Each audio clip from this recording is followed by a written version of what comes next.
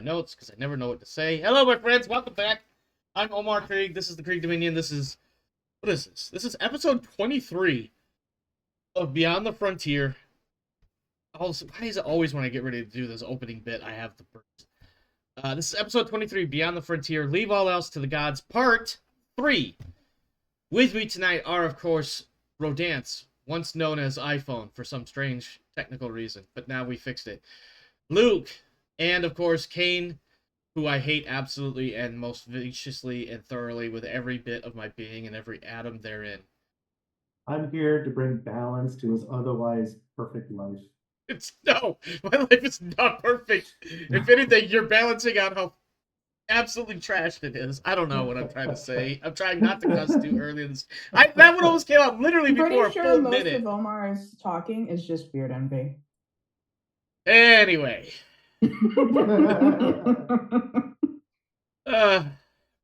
Previously on Beyond the Frontier. Actually, you know what? We're not going to do that bit. I'm going to give you guys one whole minute to talk about all over each other. Whatever you want. Ready? Go. You wouldn't have lost your leg if you just did what Pike fucking wanted and just ran off and came back later. But no, somebody decided that they could rescue Pike. Why? Well, she had to try. Why? I feel so bad. You know, between the three of us, we have 4 legs. Mathing, bro. This time we don't have Badgeman to give us a super sick, awesome leg. That's the problem. You're gonna get some fucking frontier bullshit discount. Like, you'd be like, hey, this shower curtain rod fits pretty nice in that tiny socket. Why not? Shower curtain. Oh, God. Oh, it's gonna be rough. I can tell now. It's gonna be real rough. Alright, that's 1 minute. Previously on The Frontier, surprisingly, against quite literally astronomical odds, Heath Pike has survived his encounter with a horde of previously dormant xenoforms. Although this battle was not without cost, as one member of the island's crew is now maimed, as previously mentioned, minus 1 leg, and requires the utmost medical attention lest she face debilitating and unrecoverable injuries. We have, as I recall, in the whole, I don't know, there's an actual name for this, but I don't want to say it. But in the hall that you are in, the room that you are in, we have all 3 main members of our crew. We have Heath Pike drenched in alien gore. Some of it is quite burny, stingy. Acrid acid smells as it burns through all sorts of materials in this area.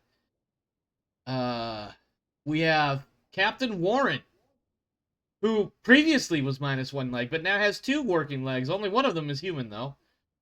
The other one is something more. Not stock. It's not stock. It's an aftermarket. Aftermarket purchase. Third-party purchase. It's real hard to find those OEM legs, you know?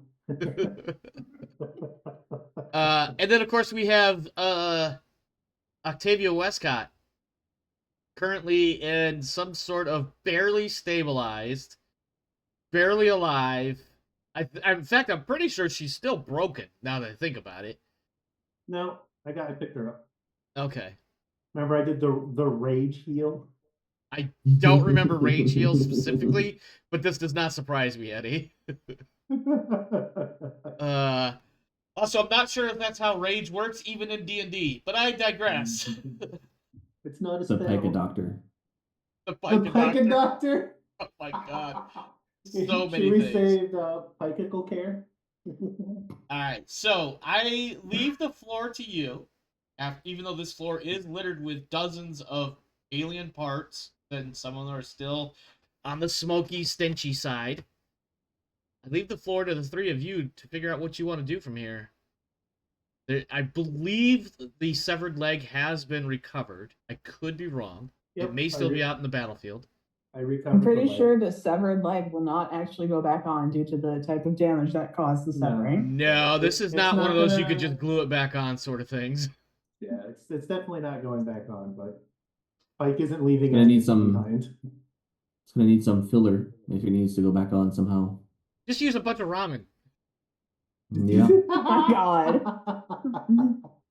I've seen those wood repair videos. You just use a bunch of ramen and then put a bunch of polyurethane on top of it. It'll be Just some fine. Honestly, Sawdust and that glue. just Some epoxy. Yeah, it's a Yeah. epoxy, yeah. sawdust and epoxy. Just skip the ramen. Yeah. Yeah, apparently COVID was really bad on everybody's mind. Like, we still remember that. In any case, my poor character is probably several kinds of not conscious being toted around by Pike. Yeah, tell me, what are you guys what are you guys doing? It's your scene. I'm going to go pick up my smart gun. I'm gonna hidden pocket reload it. Oh god. Hidden And stash. then- Hidden stash. Hidden I know what he meant, stash. though. Yeah, hidden pocket. I'm gonna look at Yeah. Pike. I'm gonna be like, what is all this? Why have you engaged?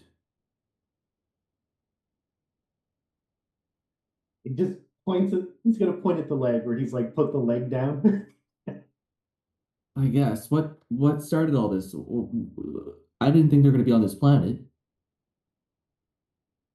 She was supposed to send you a warning, tell you that they were here. Death is on this planet, and to stop anything from happening here.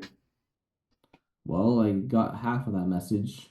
Just decided to arm up and then head down. Alita had to stay behind and talk to the higher ups. I don't know how that went. Honestly, I kind of just disconnected on it and went down here. No, that was. Um, I'm sorry. That was in relation to the conversation between Alita and Gaius. That did not go well. No, it did not, and she's not qualified for a conversation with guys. I'm gonna start moving towards the fluty thing and see what the hell that is.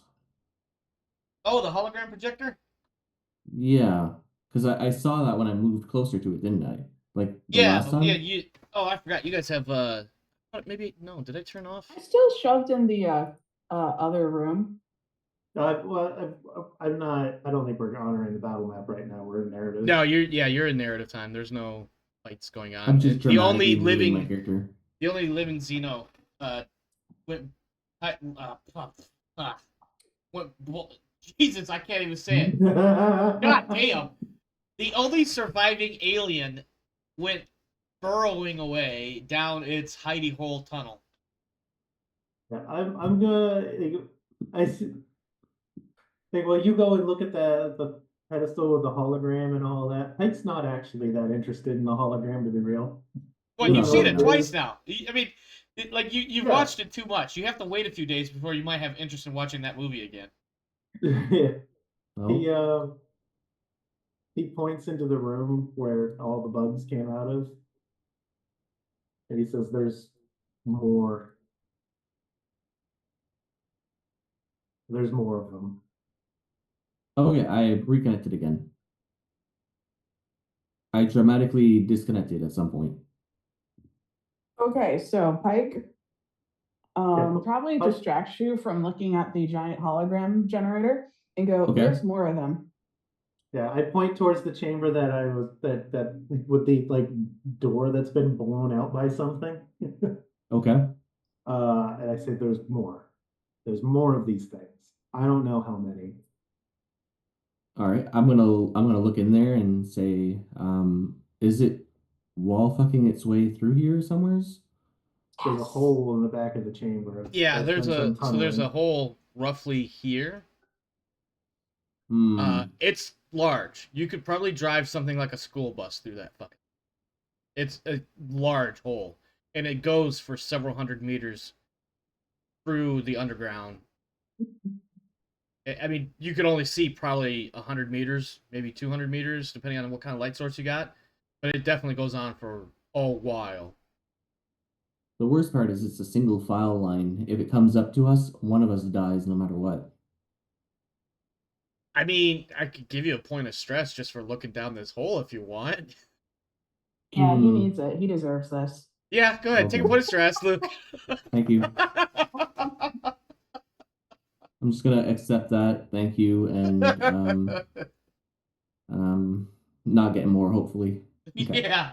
But you just need to have an explosive moment of drama in your ship's quarters or something and dump your ship. Am I still panicked? I don't remember. Were you panicked? I was panicked a while ago. Yeah, we are now officially out of combat, so those conditions should have fallen off. I don't know. Another alien GM who may or may not be in this call right now says, "Go fuck yourself. You can keep that panic until I tell you otherwise." Ask me how I know this. Yeah. True. If we're still in initiative in a sense, then yeah, I can get why I would still be panicked. I mean, you're not in combat right now, but you are still down here. Theoretically, more Close could enough. happen. Yeah, Yeah, more close could enough happen. to combat. Yeah, you are combat adjacent. Yeah. I hate that term. That's why I use it so much. It's such a pogue thing to say. It really is. But now I use it ironically, or sometimes even unironically, but you know. Super ironically. Yeah. I just like slowly open the door from where I'm just sitting on the floor. I while we were talking, I was gonna describe that like I reload the smart gun and I put it back on the front, so that I can like stow it, and then I was gonna walk over to Westcott and like take use the climbing harness that she's got on, because we went down the ropes. Yeah. Oh right. And I'm gonna like take off her belt and like loop it under her arms so I can use a carabiner on that, and I'm going to basically clip her onto my back. Yeah, you're gonna backpack. Oh no, you're her not. up. You're not. I down the backpack. That's great. Yeah. You're gonna have a C-3PO. backpack. You're 3PO'd. Now the question is, does Westcott want to be looking behind all the time or be looking over my shoulder all the time? I don't know. Which scarier? Probably looking over your shoulder. Okay. You just like clip Everyone you will on remember and then this. like adjust his pouches and roll his shoulders so that get the weight all settled comfortably.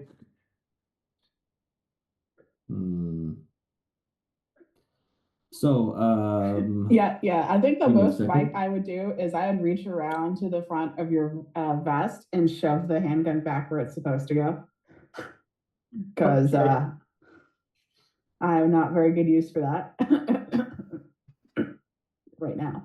I don't know. You could be like a shoulder guard for me now. Yeah. Just extend an arm over my shoulder and try to line it up and take shots. Amazing. So yeah, so they're dropping the air atmosphere processor like apparently in the next like couple hours. I don't know what's going on with that. Well, I tried to stop them and then I left them with Alita, and now we're in another mess. I think they're going to drop it anyways. Didn't they just chuck it off the ship and just set it to hit the planet and not care? Yeah. Because that's kind of what it sounds like. Yes. Oh wait, that was in character. I don't know what sorry. the plan was. I don't know what that plan was. So if they've already fired it at the planet without us telling them where to put it, that just kind of tells me that they kind of are just kinetic missiling that shit. We really don't want to be here. Well, they can guide a laser or something. Even if they don't, even if this is just a throwaway deployment, they're going to want to maintain it. They're going to want to run it. Otherwise, it looks real bad. You needed to stop that. Yeah. What the fuck happened? And you can see like PC to PC that Pike is. You can see that Pike is at Panic 25, and he's taking it out on you because he's trying to calm himself. He could probably use a command roll to chill the fuck out, because right now he is super high strung. If you thought the veins in his forehead were bulging before, now the size of my bicep. Yeah, those veins have biceps, and they are bulging. I would like to make a command roll with my straight empathy and to just pet his head to calm him down. That's about no, yes, please. You're not my captain. No. I want to see what this looks like. Oh well, you now have to seek cover. Except your version of seeking cover is trying to become smaller in your little harness on his back. I try to calm him down. It does not work. I then hide behind, like in the back of his armor. Yeah, you're like trying to My get face is not hiding. smaller. Okay. While I was doing all of fucking this, and he'll like poke you in the chest hard enough that it's a pike strength poke. You take a step back as you get poked. It's like, what the fuck were you doing while I was doing this? I was fucking the pooch, apparently. Everyone, we gotta chill. We gotta understand what the hell we're gonna do as our next move. The atmospheric process is coming right down, and we've got apparently a large ass alien. I think we all need to sit down, figure out what we're doing next, and then I push my command roll. Hey, one success is enough. it's all you needed. Oh. And you know what? I feel like Warren, you can go ahead and I'm gonna dump your panic as well. So I remember how to do it. There you go. And then you can reduce a point of stress. Because I feel like somewhere in there you basically told Pike to fucking calm the fuck down. In a way that Pike has never been told to calm the fuck down. This is the first time that Warren, in his new capacity as the captain of the ship, has actually stood up to Pike. Yeah. Yeah, absolutely. And yeah, I mean, you succeeded on the roll. You can see on Pike's face that he's like, he considers for a moment punching you in the face, and then he just like takes a step back and he respects your command like he said he was going to. And he's like, all right, fine. Powwow, what do you think? Yeah, I was going to use the word powwow, but unfortunately, powwow is a dumbass word. Well, it's not so much a dumbass word. It's just theoretically, it's a word that we can't use. No. Or should not use. Because I was like thinking we'd all like just sit down, legs crossed, be like, so how are your feelings? Wow. Can you imagine actually doing that in this giant underground cavern chamber surrounded by dead bodies, surrounded by dead alien stinky acid burn corpses, and also one of them on fire so we can have a campfire. See, now you have roasted acid burn meat. Yes. I think he's gonna look around for a minute and he'll pick up. I don't think we've seen facehuggers before. Yeah. We haven't seen a lot of them. No, not facehuggers. In your first mission on the jungle planet. No, those weren't facehuggers. Those were bursters. And there were fishies. Oh, you know what? You might be right. Those were bursters. I don't think we've seen facehuggers before. I really don't.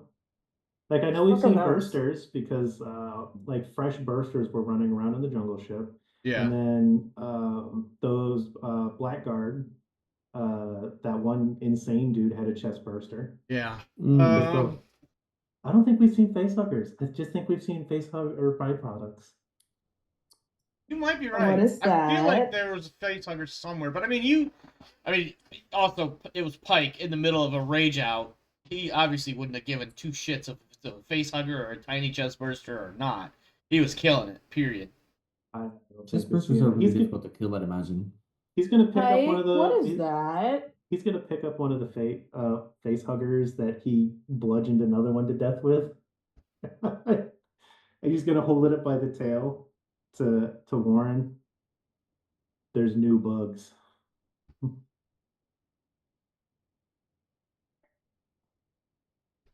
Is Pike gonna tell Warren that I got facehugged? I mean, I don't know. Pike gonna tell me anything when I come back from the internet problem world? Hello? Yeah. Pike doesn't know what facehuggers do. It latched onto your face, but he beat it off right away. So he's like, I don't know. It's not. It was trying to choke you to death. That's what he's thinking. He's also not smart enough to put two and two together. He just thinks that this thing was supposed to strangle. Yeah. So he picks it up and he's like, there's new bugs. This one apparently tries to grab onto your throat and choke you out. I go over and observe. Don't they have like little tiny mouths and stuff inside the little? Yeah, because Same. once they latch onto your face, they actually shove a proboscis, I think it's called, basically down your throat, and they use that to deposit an egg or whatever, like the genetic mass that ends up becoming the actual alien, and then it dies shortly thereafter because having served its purpose in the life cycle. And don't they have like a sharp tail? It's not Yeah. sharp, it's just long. Yeah, I mean, it does have like crustacean type outer shell sort of thing to it, but so it is very prehensile. It is very whippy wappy. I don't know if that's an official term or not. But yeah, he'll hand it to you. Here, crab-like thing that wants to eat your face. It's got grab it. It's the safe to handle with Pike's seal of bashed approval. But yeah, he'll hand it to you, and then he'll point in this direction and say, the only one that I saw that went down the tunnel looked like it was the same size as the one on the space station. Maybe a little the one on the space station. Maybe a little bigger, but it looked like it. I don't think Warren ever actually saw that one. No, but we gave him read about it. Yeah, I mean, you would have seen like the after action reports and stuff, but yeah, we purposely hid that from him because that's also the same mission where we friendly fired someone. No, we didn't. We hid the friendly fire. We didn't hide that there was a bug there. Or didn't we kill a queen or something on the island? No, not on the island. No, there was a dead one there. When we went to go get Vaughn, there was a dead one in the water. Yeah, there was a dead queen in the water, and if I remember correctly, there was a Praetorian wandering around the island. Yeah, that you guys ended up that one in one shot. That you guys either ended up killing super easily, or it just didn't end up being a threat and wandered the fuck off somewhere. Yeah, I believe we co-opted a sniper op on it, and then it worked. Yeah, that sounds right. Actually, you may have DMR'd that motherfucker. Yeah, it's ridiculous damage. So Pike is just like giving you information, right? Like he hands you the new bug, he points and says it looked kind of like the one on the space station, but maybe a bit bigger. And then he hooks a thumb over his shoulder and says, "We've got a tourniquet, but I mean, infections and weird doctory stuff. The tourniquets don't last very long. We need to get her out of here. Let me see. Yeah, like the medkit fentanyl shot lasts a finite amount before I start screaming and then pass out again. The fentanyl shot. And with that, I don't remember if they use shots for lung juices. With the processor coming down, a work crew will probably come down, which means more people for these things to feed on. Do you think every one of these little hill cavern things are all connected to one of these type of chambers? I don't know. There's weird sciencey stuff all over the place, and it looks like there's you know when you go to the zoo and they got the animals inside and it's not a cage, it's like a window. Yeah. Yeah, there's a bunch of those. They were the ones that we found so far were empty except the one that was very full. Yeah, so there was hang on, I need to find it in my notes because I forgot to open. I had one file but not two files open. So give me a second. Because there was like a display of different forms. Trying to see. Yeah, you mean the creepy ass statues? There were statues, but there was other stuff too. Pike here we go. That all looks like science stuff, so he doesn't know how to describe that other than it's sciencey stuff. Give me a second because I don't remember what some of these look like. You guys have not seen them, so I gotta describe them.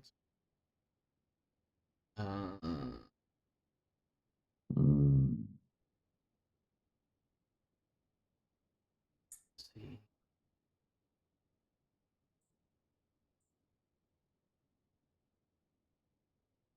Ooh, that might be the chapter that I want to look at. Looking around, do I get my service pistol back? Did you drop it? I dropped it for sure, and I know that I dropped it because I reached for it. Yeah, go ahead. Give me observation roll. You've got time to look for it. Okay.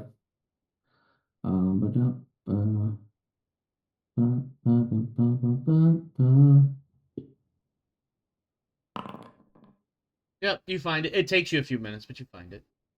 Okay. Sorry, guys. Give me just a moment here. I'm trying to see if I can get some imagery of what I might be talking about. Well, what's the call, Captain? Can we really be chasing after another shadow if the whole planet might be infested? I think we need to get back to surface.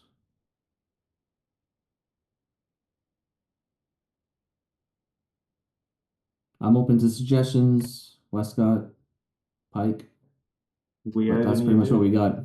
we either need to kill them all or we need to stop anybody from coming here. Uh, Most of what we can figure out is they don't migrate without us doing it.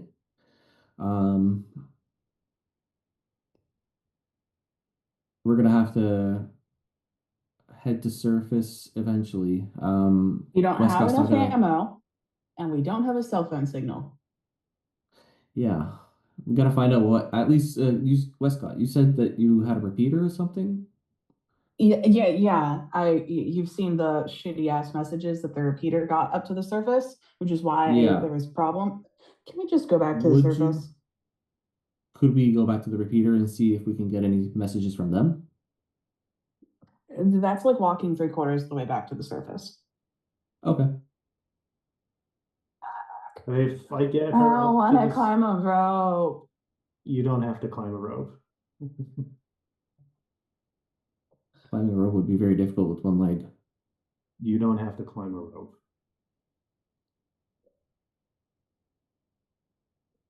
Okay. All right. Well, anyway, I Well. can't find what I'm looking for. Wow, that sounded like a song lyric. Anyways, you do have in the. Hang on one second.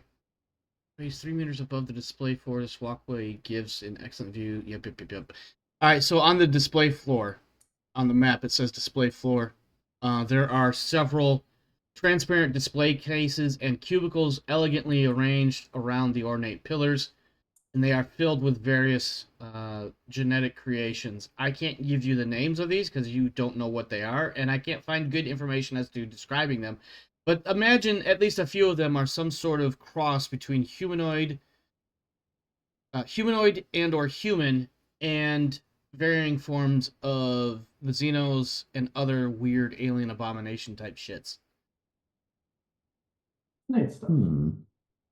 If you would like, you can make an observation roll to represent an attempted effort at determining what you're looking at. Observation roll? Yes, if you want to like actually stare at these creature things to see what you might be able to discern. I feel like we'd be down here forever because considering it's like 400 meters across. It's up to you if you want to take a hard look or not. I'm not saying you have to. I will check out the flute situation. Okay. Where all And the then see if I holographic can- light display shit came from? Yeah, and see if I can figure that maybe this was the same kind of thing that we were looking at with Winston. What do you mean with Winston? Because we got a flute.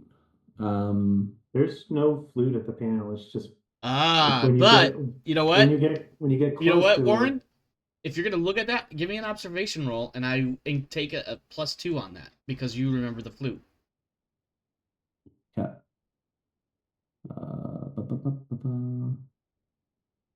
Observation.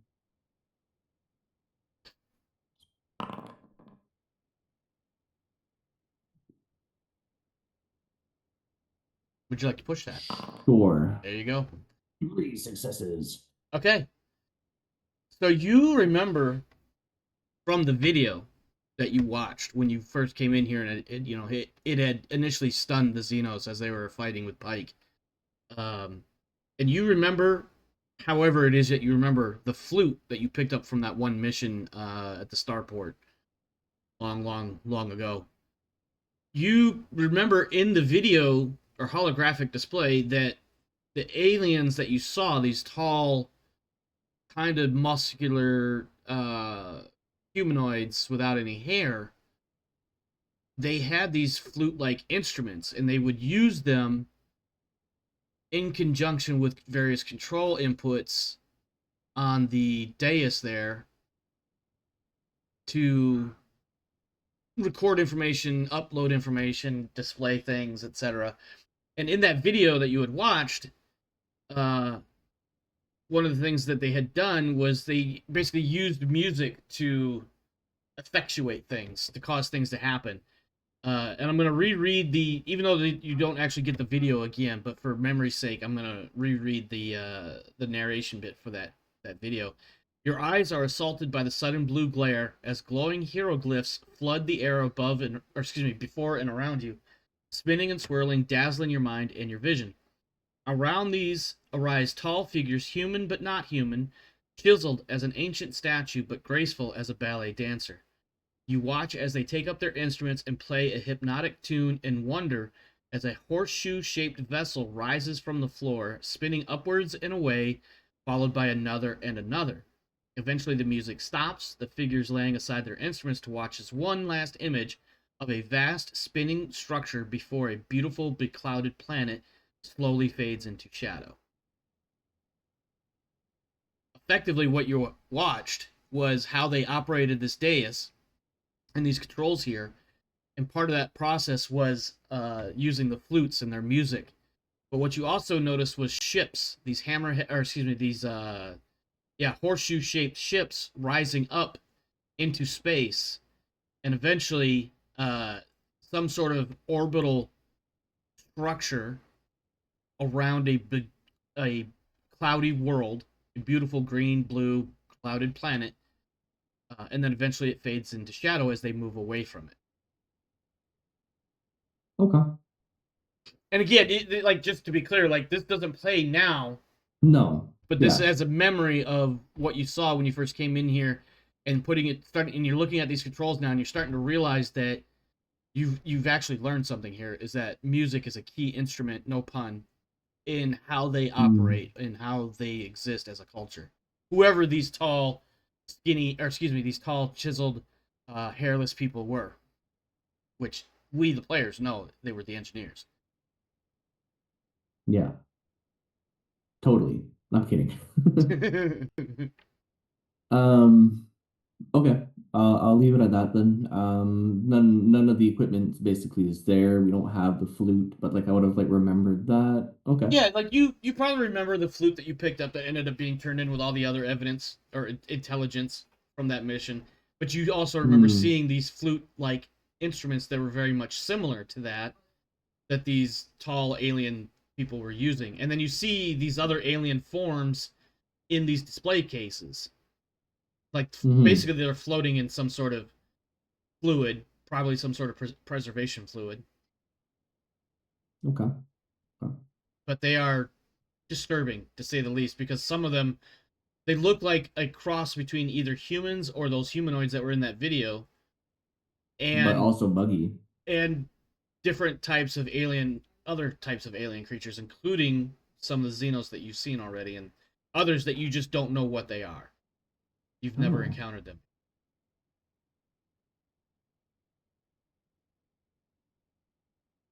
Okay, I guess I'll leave it at that then for now.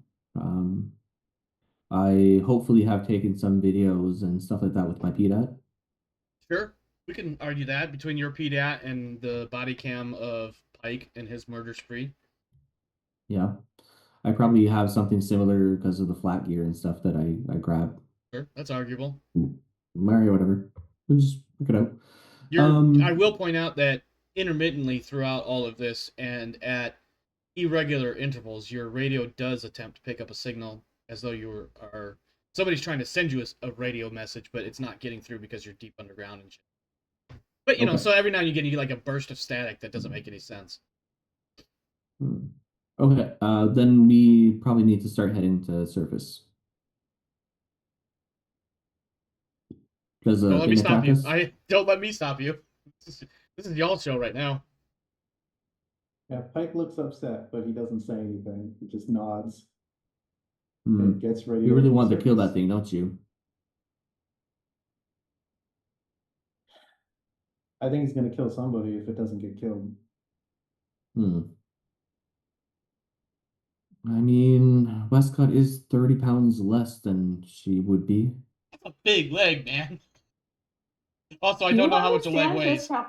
Yeah, like the average proportion of the human body to the leg is actually surprisingly pretty No, solid. honestly, if a normal or the average size human leg was 30 pounds, I would not be surprised. I just have no reference to what it might be because I've never had to deal with a severed leg before. Kane's looking it up. I can tell. Yep. A single So- leg is approximately 16 to 18% of body weight. Both legs is approximately 32 to 36%. Checks out. And she's 100 pounds, and I mistook that it was only one leg. So yeah. 150-pound, one per leg weighs approximately 24 to 27 pounds. Okay, all right. Learn something new every damn show. Well, Look, Google man is the friend. This math isn't going to work out because I'm carrying extra weight around my waist. But according to a calculator, my leg should weigh just about 40 pounds. I'm way too good at guesstimating stuff, and I once guesstimated how many quills there are on a porcupine by sheer approximation of how much hair there is on a human head. And someone was like, "How did you even guess that?" I'm like, "I don't know. Just also there's 35,000 quills on a porcupine. That's information I hope to never need to know. It's a lot of quills. If you have them all in you, there's Yeah. No, I'm not listen. surviving. I don't even want to take a tenth of that 35,000 quills. I don't even want to take a quill, let alone many quills. They suck. Also, an impromptu, indirect Wayne's World reference right there. Oh, I missed it, and that's a good movie to reference. It's what I said. I don't want to take those quills. I don't want to take a quill, let alone many quills, or something like that. Oh, okay, yeah, I get the reference now. It was not planned. It came out, and as soon as I started to say it, I was like, "Yeah, I'm going with it. I'm going to go all in." I wanted to make sure I appreciated it. It was unusually clever of you. Yep. All right, what do you want to do? Okay. Captain says we're going to the surface. And you think that if we go to the surface, that thing's going to kill more people? Or people at all? If you couldn't stop them from landing that thing, then you're not going to stop them from maintaining it. No, you're right. I keep getting a buzz. Seems like a notification or something. We need to at least get close enough for me to get a message from the ship. Let's keep our plans a little fluid here and head back to the surface as much as possible. That's what you want? That's what we need at this point. Making I your way guess back. we're headed back to that central chamber. Okay. Yeah. All right. Let me switch it around. That's not what I want. Juggernaut Docking Cavern. I love the name of that.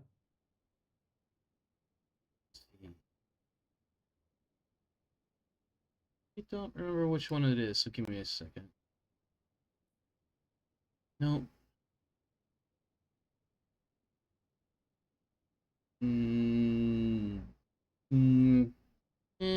Oh.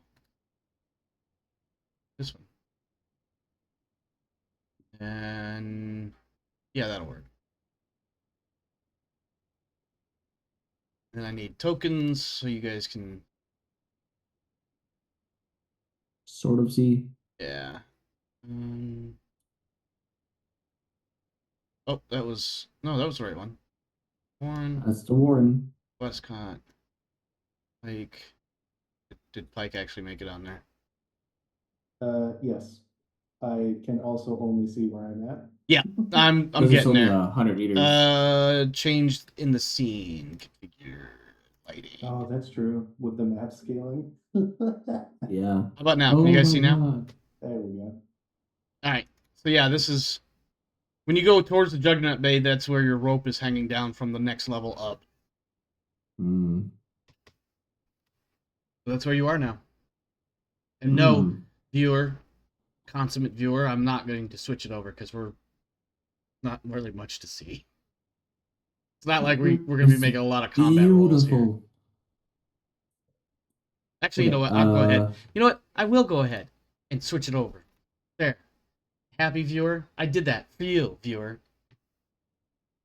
Audience. Although we have... There we go. There. Now we have all three of you.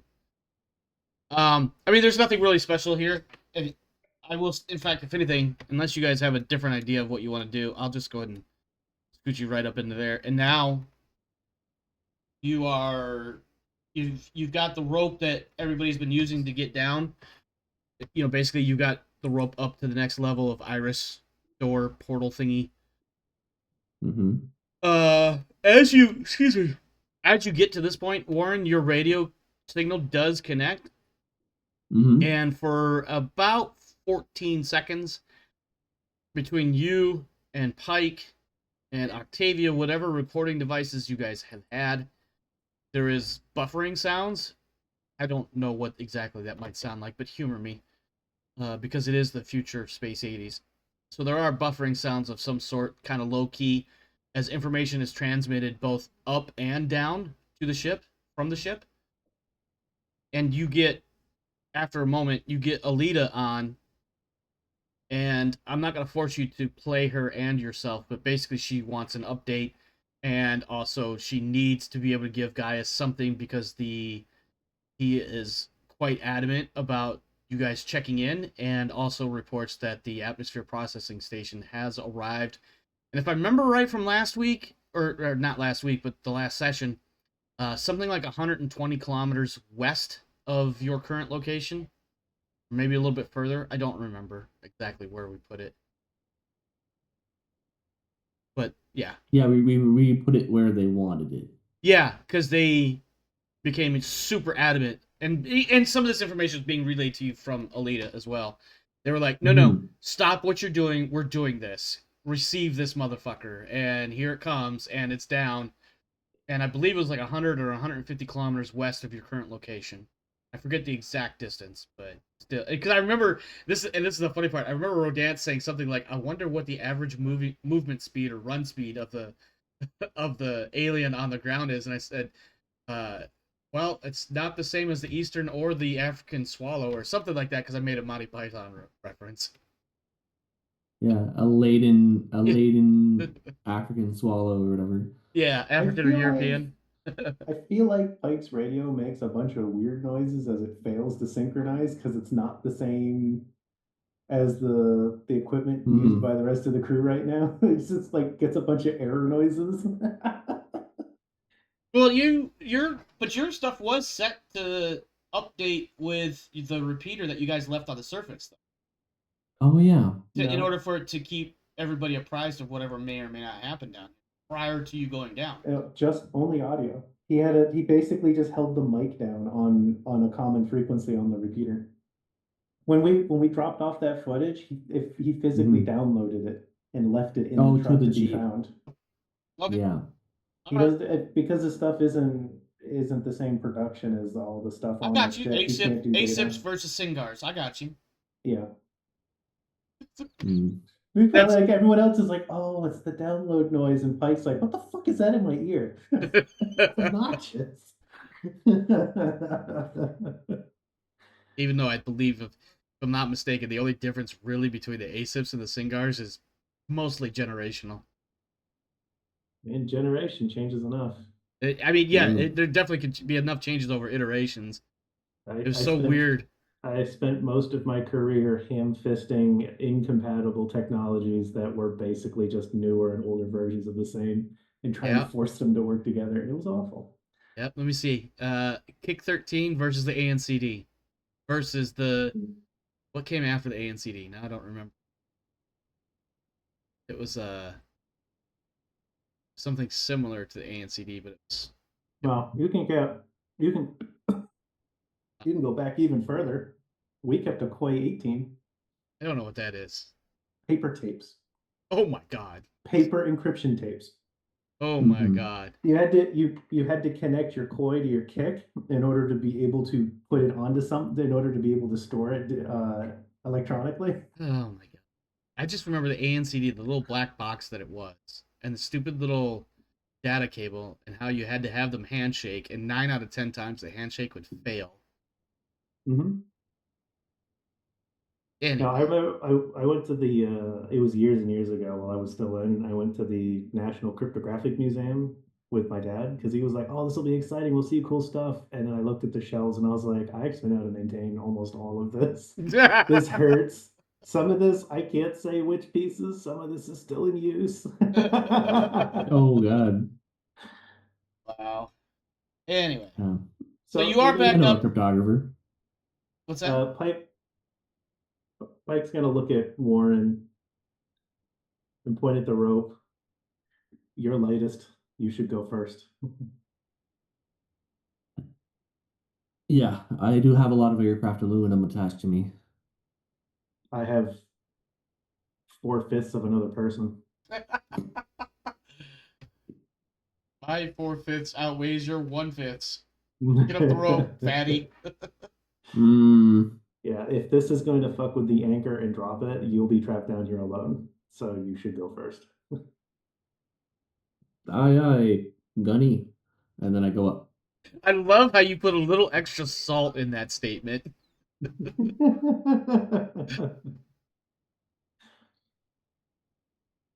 And I'll just keep panning Um, around with the light, waiting for this thing to come out and try Alright, to I'm gonna fucking put eat Warren us. up here to represent that he's gone up the rope. I'm not gonna make him roll, but Pike, you've got some extra weight, so I need mobility. No modifiers. This will probably be super easy. Okay. And by extra weight, I mean a whole other living person on you. Well, mostly I whole. I would like to spend that extra success on I impress somebody. You impress Warren. Warren, hmm. you watch him come up the rope, and it's like watching a spider monkey on cocaine, but it's carrying another spider monkey. How does he still climb faster than I do with all that extra weight? Exactly, exactly. Pretty much keeps me up at night. Yeah. All right. With that, you do make it back up to the surface. Alita continues to pester you for updates. Uh, have you given her any sort of feedback? Otherwise, she's expecting you to like get your ass to the ship now. Yeah, I expressed to Alita that all of us are somehow still alive. For what was essentially a suicide mission. She sounds probably a little disappointed, but also a little excited, and also disappointed that she wasn't there with us, and also a little excited she wasn't there with us. So there's a lot of emotions right now. That's what I'm hearing. Yeah, she's like, oh, okay. Um, so I guess we have a chance to get to the ship once we get to the Jeep, and then we go to somewhere else, or do we drive to the atmospheric processor? I'm not really sure what the plan is here. Hmm. I Whatever mean, you you decide it's can going to make be, that Captain. call if you want. Like you could set the rendezvous wherever you want. You can have the ship more or less come to you. It won't. I mean, you're gonna have to drive for a little ways to get it where it will be, or you can just go to the atmosphere processor. 100 kilometers is like 60 miles. It would take you a couple hours, as far as accounting for like safe travel over unknown terrain. But it's If doable you either way. if you want ideas and recommendations, Captain, we've already left that thing down there to run off and breed, so staying here doesn't do anything for us.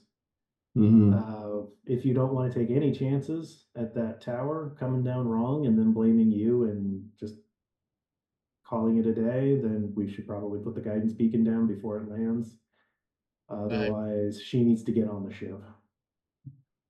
yeah, Warren, Alita. you know that the processor's already landed. It's already down.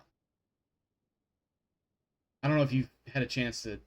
I don't know if we I argued thought that we had. comms are open or if it's just I right thought we and had Warren. hours until it landed. Huh? Apparently, it's been hours. I thought we had hours until it landed. I honestly don't remember. And my notes don't specify a timeline in particular. It's my understanding that the processor is already on the ground by now. Either it's on the ground or Alita already informed us that they placed a beacon. Definitely one of those. Okay. Depends on yeah. you. For whatever reason, I mean, my notes for tonight's session don't specify if it. All of my notes imply that it has already landed. My recollection was that the conversation that that guy has had with Alita was her being like, "Please don't." He was like, "No, what's happening right now? We're letting it go. You need to. It's the ball's now in your court." Yeah. In fact, I think we made a roll for it to make sure it would land where the beacon was, even though the beacon was like so far away from where you guys were. Yeah. Like I'm pretty certain we did everything we were supposed to do in order for it to actually touch. I'm gonna radio Alita and the ship and see if they can pick us up just outside the perimeter of this area. Sure. We'll just make sure that the no aliens get onto the ship through the not docking, but landing gear? Door thing, yes. Yes, and landing gear. Oh, wow. Thanks for that piloting roll there, Warren. I don't know why it said you when I very clearly rolled it off of... Oh, because I still had you selected, that's why. Alright, yeah, Dudge brings the ship down. It's a couple kilometers away, but nothing you can't handle with like 10 or 25 or whatever to get to where the ship is. And you meet back up with the ship.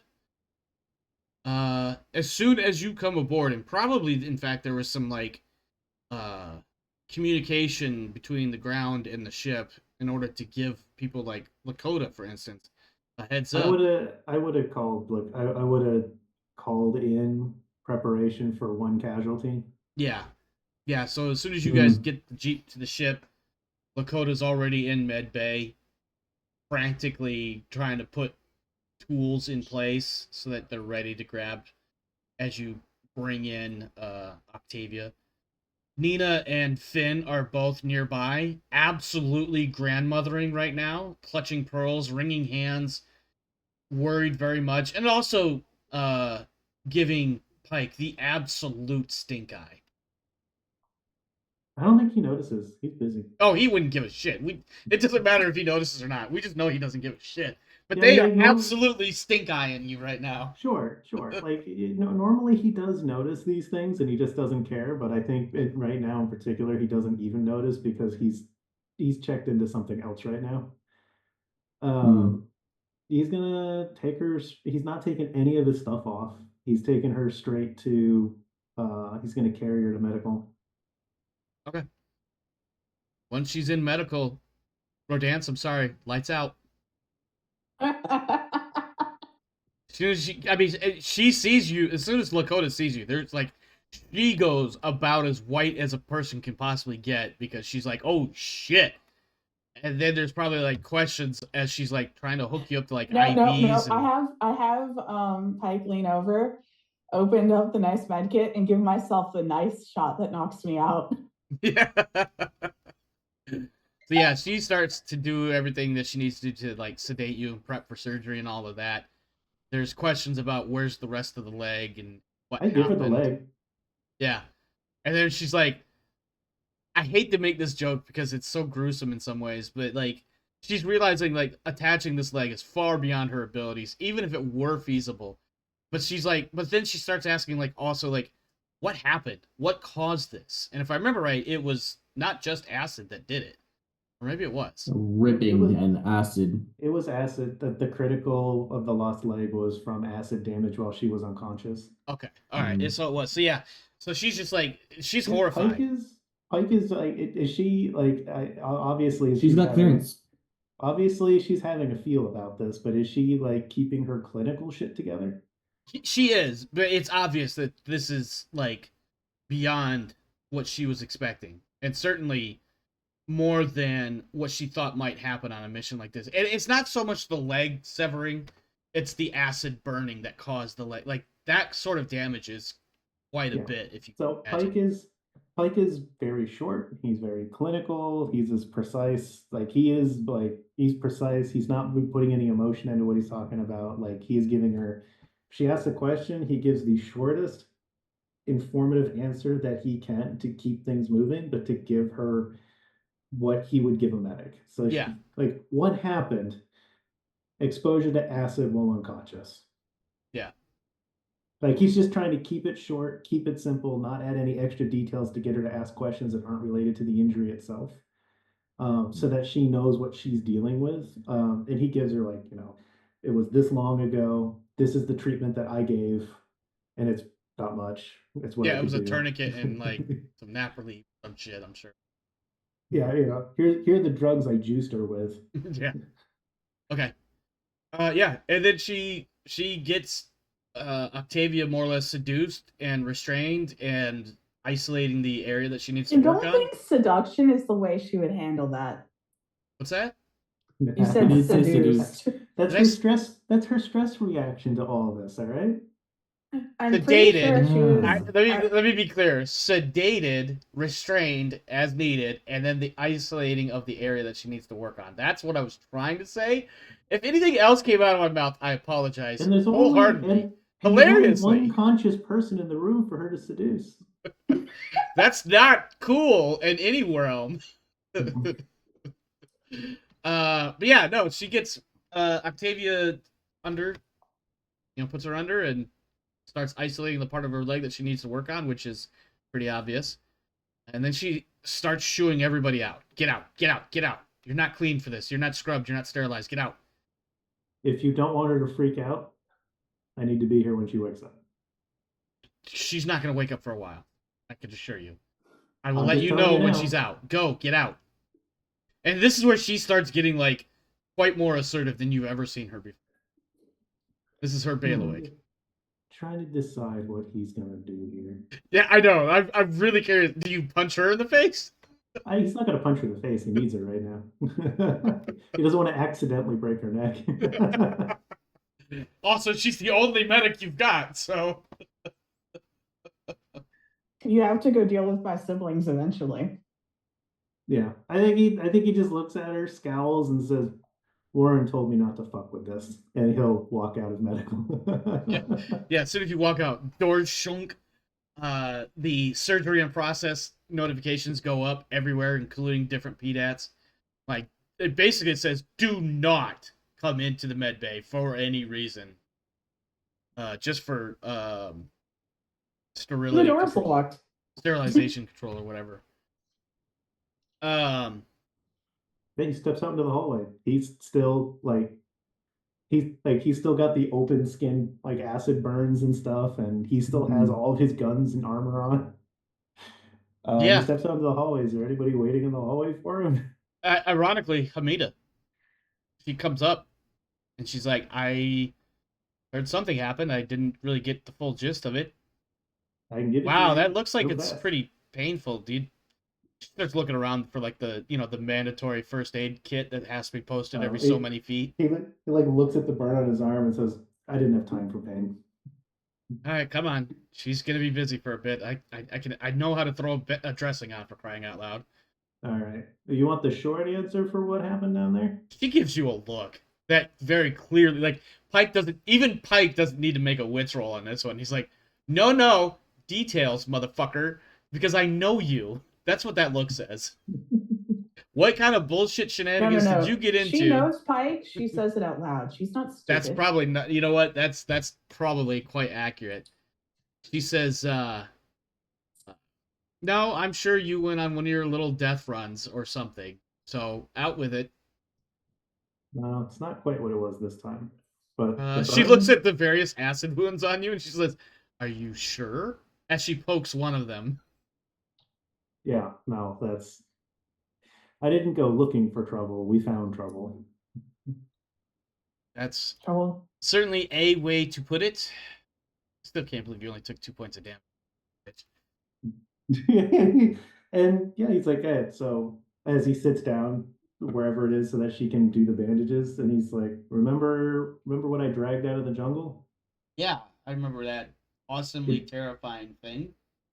It bleeds acid. I think you've mentioned something like that before. Also explains the acid burns. That's how potent that blood is. It burned her leg off. I think she literally says Jesus fucking Christ at that point. I don't know if there's anything else that would be appropriate for her to say. Yeah, and there was, I don't know, 15 of them. She just looks at you like you've got to be making that up. I got video footage. You got. I actually.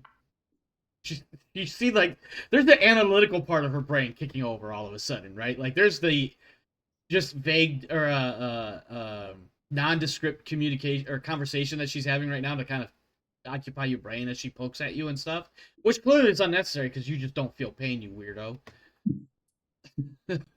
But then there's like the analytical when you say there's video evidence of all of this. And she's like, I actually kind of want to see that. Ike knows how to work the cameras on the armor. He did it for 10 years. Oh yeah, he definitely absolutely edited some of that material just for, you know, to make some regulation reasons. Yeah. It's like, I mean, you can watch it, but I mean, I recorded up to where we left our vehicle, and then I left a copy of the recording in case I died in that hole. We didn't know what we were going to find down there, and then I left everything recording while I was in there. So if you guys had to recover my body afterwards, that you learned something from it.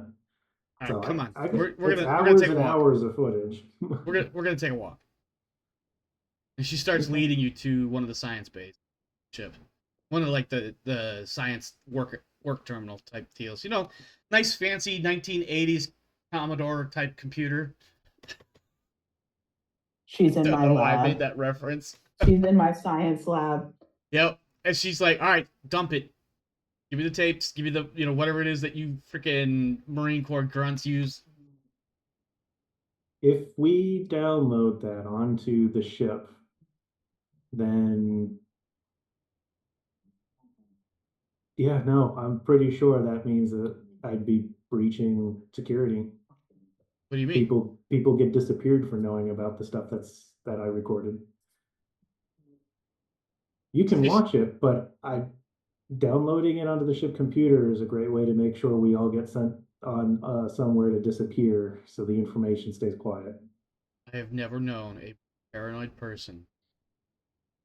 Doesn't change the relevance of your statement. And she looks around to like the backside of the computer, and there's like a internet cable that runs out of the back of it. Dude, this is my science lab. Of course there's a way to have a airlocked computer. I already have 2 of them in there. You probably do, but she doesn't know that.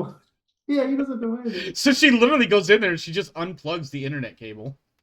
And he's like, here, no, I know you don't know Marine tech. Here, just have a seat. And he like takes his helmet off.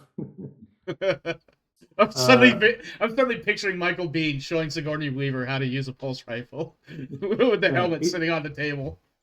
No, he takes the helmet off. He's still holding on to it, and he's like, just have a seat. All right, tech boy, let's see what you got. And he flips down the optic piece on the helmet, and he sets it to playback. Okay. So she can just like it, you know, it's only with one eye, yep. But she can watch the footage by wearing his helmet. Okay. And he tells her like, you know, with this panel open, you know, this is fast forward, this is pause, this is play, this is rewind. Okay. It's not in recording mode right now, so it's not going to record anything while you're pushing buttons. And well, that's good to know. Want them to. All right, whatever. And she just pushes play, and for like, I mean, she probably at some point she's like, okay, fast forward. You're walking through the darkness. Fast forward. What the fuck is that? It's like this. And it was just one of the display cases, right? Yeah. and then she hits the where you guys fire up the blue light thingy, the holograph thing. So the first time when like he's already seen all the slumberers in there, and he knows he thinks they found him, so he like sits down and like messes with the thing and records it. Yeah. And she probably hears him say like, "Well, I'm going to die here, but this looks like it's important." Yeah, whatever he said. They need to recover this. Yeah. There's probably something like, Famita, when you find this, hopefully this is useful when you rip it off my dumbass corpse. When you say that, she just looks at you and she just when she hits you in the shoulder. Now, we've already established that she can't do a lot of damage to you, but she could definitely make you feel it. and she just slugs you. It's like somehow she just gets the right motion, the right kinetic energy transference into the slug, and she just pops you right in the shoulder. She's like, "You're so fucking stupid." And she goes back to watching the video. She's like, "Those almost look like ancient Egyptian hieroglyphs, don't they? I don't know. It's a message or something. I wonder if we could decode it somehow." What's a hieroglyph? Do you know what the Egyptians are? I swear to God, if Pike says they're from Egypt, right? I'm gonna lose it. He says, "I know that Egypt was a country." Yes, but you know the pyramids from back then. You're like way back then. I don't know about it. Okay, well, okay, just imagine ancient writing, one of the first written alphabets. This looks a lot like that in some. That's weird. Well, I mean, it's not an exact or even something close enough to like evolve off of, but like the idea very similar. No, I'm not saying that I'm not saying that what you're saying is weird. I'm you're a I'm nerd. saying Shut that up. I'm saying that it's weird. You're weird. And she I'm goes dumb. and she I'm not starts weird, I'm recording. She dumb. starts rewinding and grabbing. She's like looking around the desk trying to find like a notepad or something. He'll open up a pocket and pull one of those writing reins out. Oh my God, my favorite. They never fucking work right. No. Hey, this will work in the rain. No, it does not. But Try using a pencil. Nope, still doesn't. I don't know why. I mean, I know why. It's the wax layer. But she grabs one of those pieces of paper or whatever and starts writing down the hieroglyphs. And she's like, I gotta figure out. This is so... So suddenly we've unlocked Hamida's puzzle core. Just remember, like, don't let anybody know you have any of that. And keep it paper. Keep it your secrets. Keep it safe. Got it. She says this like completely not paying attention as she continues to scribble these different symbols down. And then she goes back to it. Like this, and this takes like 10 or 20 minutes before she gets to like, and there's several rewinds and pausing. Lots of pausing to get a good draw of the image. And then she gets into the actual fight. And she's like, Jesus fucking Christ. Yeah, where she sees that stuff she thought was scenery when I looked in the chamber are actually monsters coming off the walls. Yeah. You know, when you look into a room and you think, oh, that's just the curvature of the walls, and it's a little weird texturing, but you know, it seems like it fits right. Oh my God, it's moving. It's hissing at me. Why are the walls hissing at me?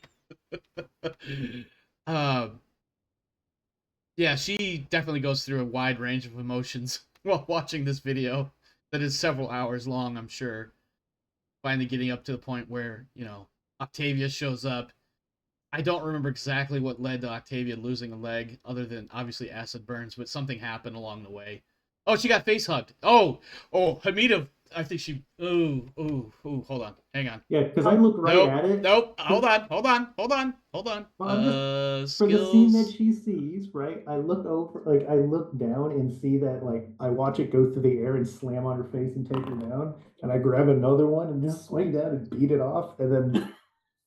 Well, that was not meant to be Pike rolling a stamina, but she managed a -2 stamina test to keep from losing her breakfast when that happens, because she sees it leaping through the air and doing almost like, I don't know if you ever watched, I know you don't like cats, Kane, but we've all seen cats jump, and at some point as they reach towards the apex of their jump, all four legs start coming forward, like as if they were to grab onto something, and it's kind of got one of those, except it's like 8 legs or 10 legs, or whatever.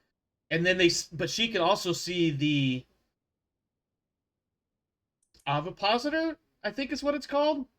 It's the dong-shaped thing that comes out from underneath that goes down your throat.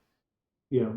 And she sees that starting to come out right before it slams into her face. And she's just like, terrified. Absolutely terrified. If she was a player character, she would gain like 2 points of stress right there. Just because she saw that. But then she sees you come in there and somehow like miraculously smack the bejesus out of this thing to cause it to let go. Somehow not giving brain trauma to Octavia at the same time. Or maybe I did. Well, it's not like we'll ever know right now. She's under. Yeah. And then she's just watching like the rest, like she's watching you beat one facehugger with another facehugger, and then another facehugger gets beaten by yet a different facehugger, and they all just get thrown everywhere. And then finally the big Praetorian fucks come out, and you hear the queen. You hear this gigantic, monstrous screeching in the background, and then it fades as it disappears down the tunnel, and you happen to get into that room and see basically elbows and assholes and elbows of this queen as it's disappearing down the tunnel. And then, of course, that's when you guys start getting to your conversation, and she lets it play a little bit longer, and it stops. She also watched the Praetorians smash their way through the rest of that wall. Oh, and yeah. Then, oh, yeah. And then I fist fought those things that smashed through a wall. Yeah, this is definitely a recap episode of an episode that just happened like 2 episodes ago. Or not even 2 episodes ago, actually. He's just chilling in the room. Like he's not saying anything. He has no idea where she's at any given time. The roller coaster doesn't tell him where she's at. Yeah, so he's just waiting patiently and calmly. She finally gets to the end of it. She just stops and turns and looks at you, and she's just like slowly, and she's like, any color in her face is absolutely drained. You can tell she's gone through several different types of stress reactions. And she's just looking at you almost dead-eyed at this point. And she's just like, I don't even know. I need a minute. And she just gets up and leaves. I'll take the helmet. Once she leaves. She did take her notepad thingy with her, though. Yeah. I mean, I already told her that if she shows it to people, she could get killed, so. Yeah. Warren. You're muted. There you go. As you leave the medical bay, and I don't know where you're going to go from there, but I imagine you're probably going to go to the flight deck, because Dudge and Wright both are pinging the shit out of your PDAT. Yes. And basically they're like, Captain, we need you. Like, we need decisions. Decisions must be made. When you get up there, you get the final official brief. The atmosphere processing station is on the ground, roughly 100 kilometers west of your current position. Won't take you long to get there. More importantly, Gaius and Governor Abantu appear to be incredibly upset by the delays that this crew has presented them, and they are expressly desiring of your physical presence. It's a good thing I'm drugged out in the med bay, because I would hack their shit and upload the video of the aliens to every single person on every single ship in our entire area. I think that's the cliffhanger moment right there, but we're not there yet, I guess. Not yet. We gotta wait until we get you up there. We gotta get you up there first, which means you gotta get the Solovetsky Island up to the Ileana. I'm trying to get you there, but you keep. I'm sorry. I'm waxing trauma for some reason. Yes. All right. So I'm gonna go up to the flight deck. I'm gonna ask Alita a little bit about what's been happening since I've been gone. Update her quickly on what happened down there. Yep. Her face also goes absolutely white. Everybody's losing blood. Fear and stress reactions, not bleeding out or anything. Like, they're just blanching. And it's like, okay, well, Alita, you should have known better. You fought okay, maybe not so much. Didn't do that well. No. I do remember a little bit of running of hide and seek. Or more like getting away from Pike. Or maybe the aliens. Or both. I don't remember. Yeah. Okay. So I guess I'm going to turn on the comms. Yeah, who are you calling? Ghostbuster. Another 80s reference, sorry. So Gaius is my direct supervisor, right? I mean, sort of, yeah. He's the operations, basically, of the mission.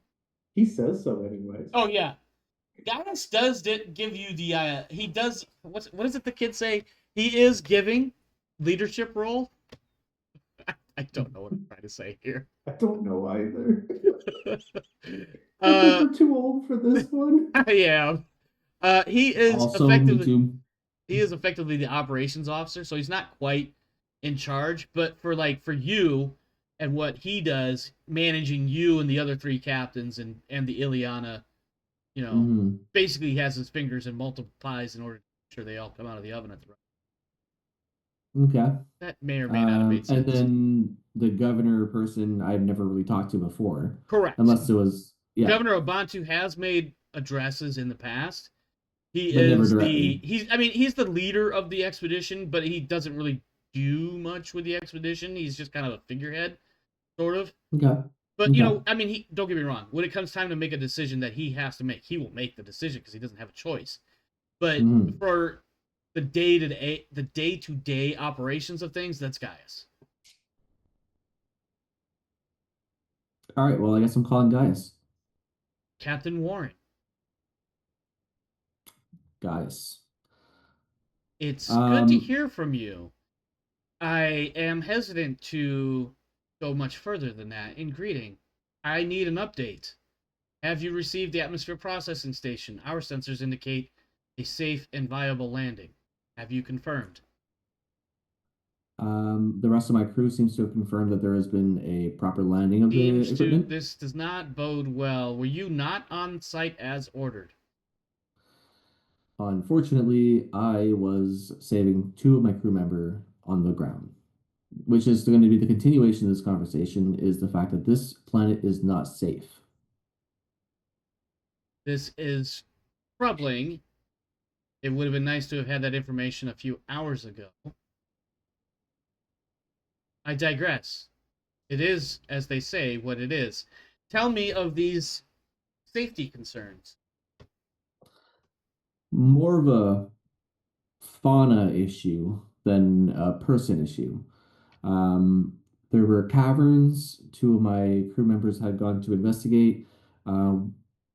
Only 80 something percent of them have returned. I want you to imagine that as I cocked an eyebrow, he does a much more dramatic eyebrow cocking than I can. Reminiscent, perhaps, of other androids and or Vulcans in the sci-fi media. I mean, all of us have come back, not in one piece.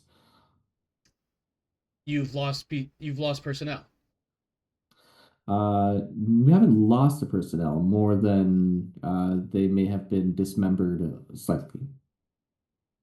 That basically bodes to the fact that the fauna here is not hospitable to humans whatsoever. They say lions can eat humans out of necessity, but not normally. Also, if you don't mess with a lion, typically they won't mess with you. Is that the sort of situation you see here with your quote-unquote fauna? Or is it worse? I think a full briefing might be better in person. I agree wholeheartedly. How long until we can expect your arrival? I look at Dudge and Finn. Dudge gives you one of those like, yeah, hour, 2 hours, we can be up.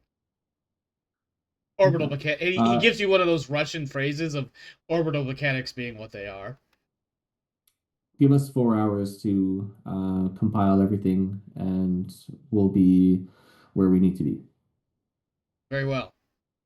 Captain, I'm happy to hear that you have recovered your crew. However, this has presented a delay that the governor is not going to be pleased with. So please, get here as fast as you can. Yeah, he doesn't even wait. He doesn't even wait. As soon as he says that, he waits like three exact to the millisecond seconds, and then blip. Okay. So you probably get about this far, and he's like, "No, I'm out." Okay, so I guess it comes down to what we want to disclose. How much do we want to disclose, I guess, is the question. But also, Pike is we have 4 hours. Pike is currently sitting by himself in the science lab. Yeah. I think you should still be sitting with Hamida, right? Yeah. Because this is happening at the same time. Yeah, this is gonna happen roughly simultaneously. I think during the conversation and Hamida, yeah, because she's fast forwarding through several hours of videotape, and then probably by the time y'all finish that conversation, Pike is bandaged up. The ship is almost actually starting, like, on approach probably to the Ileana. Warren, you've got a little bit of time if there's anything else you want to do, or Wright for that matter. I realize we don't give Wright a whole lot of screen time, but that's okay. Okay, I would like to go find Alita. Sure. Where do I find Alita? Surprisingly not in the lunchroom. What? She's Does not compute. Try again. She is down there looking at the gear as per ordered by Matt to see if there's anything going on and if anything crawled onto the ship. So she's in the in like the cargo bay and stuff. All right, I'll head down to the cargo bay. I haven't put any of my stuff back in the armory yet. You're still wearing your same grungy, stinky, somewhat acidy armor and kit and whatnot. Yep. Tan, God, why did I forget his last name? Blackman? Tan something. What is his name? Blatchman? Blatchman. That's it. Yeah. Yeah, he sees you at some point passing by. Like you guys, two ships tonight, except you could see each other in the hallway. Pike, this is. And he just gives you one of those, and he gives you this look, but he also says that that armament's supposed to be secured, Pike. He holds up a finger. He tries to cut him off and says, "I like you, Tam. Not right now." And I just like walk below. He keeps walking, but he's shaking his head. He's like, "Secure that shit." And I'll head down to cargo to go find Alita. You'll find Alita looking around the Jeep and stuff like that while holding onto a shotgun and just making sure that nothing's crawled onto it while it was kind of just parked there. He walks up to her and he's got his helmet in hands. Pike, how did down there go? I heard it was like chaos. Yeah. Last person that watched it ended at the end of the recording, so just hold rewind for the count of 10 and start watching. Got it. Oh, they seem bigger than last time. And there's new ones. New ones. Yeah, like the one that tried to choke out Westcott. Yeah, Westcott's in medical right now, isn't she? Yeah, for the whole acid amputation. What a way to go. Well, she was alive when I dropped her off. I mean, service days, I guess, are over already, so we're not really too concerned about that. Hopefully they can attach something. Acid burn doesn't seem like you're going to be able to get that leg back on there. No, and as much as there might be big money in this expedition, it's not our money. It's no government discretionary fund money, so it's not going to be as good as what Warren got. Okay. So down there is real fucking bad. Yeah. What are we doing? We're going back to the Ileana with like news about something. Matt's been hated in his office for like a little while now. I think he might be looking at something. I don't know what the captain is doing. He decided that we needed to leave instead of continue the hunt. And I don't know what his plan is from there. Yeah. But I told my recommendation to him was we either need to kill them all or we need to make sure that nobody goes down there.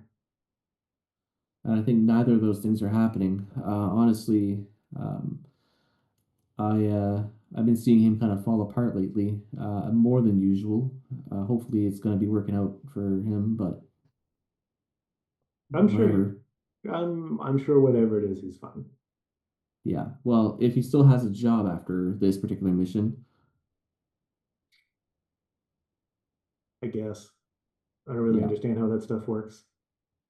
Me neither, but he put me in charge, and they were pretty pissed at me. Well, I mean, if you're worried about his job security, just make sure everybody knows that you're the one who fucked something up, and maybe they'll be mad at you instead of him. And you're right. Take this sword and fall on it for me, will you? I mean, it is an option. I do see your point. Maybe I'll have to think about that, but I'd like to still have a job when I get out of this. But he hired me after the ship left. I'm sure he can hire you for something. But I also know you worked hard to get the job you have, so. Yeah, And I just survived. I know it's different. yeah. Um, I guess there's no aliens on this thing, and there's nothing that came up with our landing gear. I don't think so. I don't know if I have to do a roll or anything for that out of character. I'm sorry. Um, I was kind of half in and half out. What are you no, trying to figure out? I did a half and half conversation. Yeah. It was a half in character, half out of character. Yeah, and I was half in, half out, so I got roughly 25% of that. Okay. Do I have to do a roll to see if anything came up with it? Oh, if anything came aboard the ship? Yeah. If you want to take a look, by all means. I will not stop I you from am looking. looking. Yeah. I This am makes looking. sense, especially for Alita and her background and her role as security. Yeah. Um, I mean, and narratively, this is, you go to a terminal and you start pushing buttons and looking around for things. 2 successes. What would you like to know? I would just like to know if anything came up with the crew. Check the landing gear. Check everything else. As far as you could tell, everything seems clear. Okay. You have an extra stunt, if you will.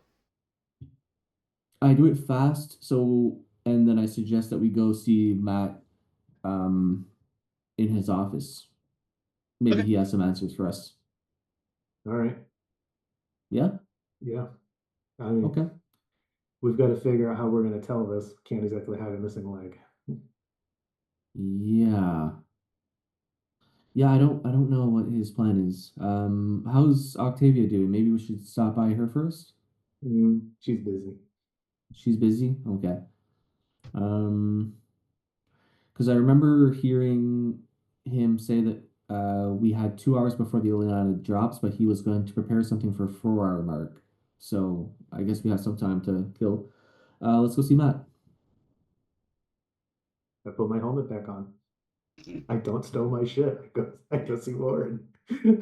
At some point, Oh, you cross goodness. paths with Nina, and she just continues to absolutely stink eye you. Now, I remember vaguely some sort of breakthrough had been made with at least one of the twins. with Nina. Yes, I believe it was Nina. But Yeah, because we went. it was we did kind the- of sketchy. Like, she wasn't exactly fully on your side. We Like, went there- on. We did the contraband thing, and then we hung out with those guys for a bit while I was getting that tattoo update. Yeah. So she got Yeah. to see a little bit into she got to see a bit of his guilt, and she saw his not really when they were trying to fist pump go UA and all that, and he was like, yeah, totally. Yeah. She got some glimpse into how he feels about the losses and all of that.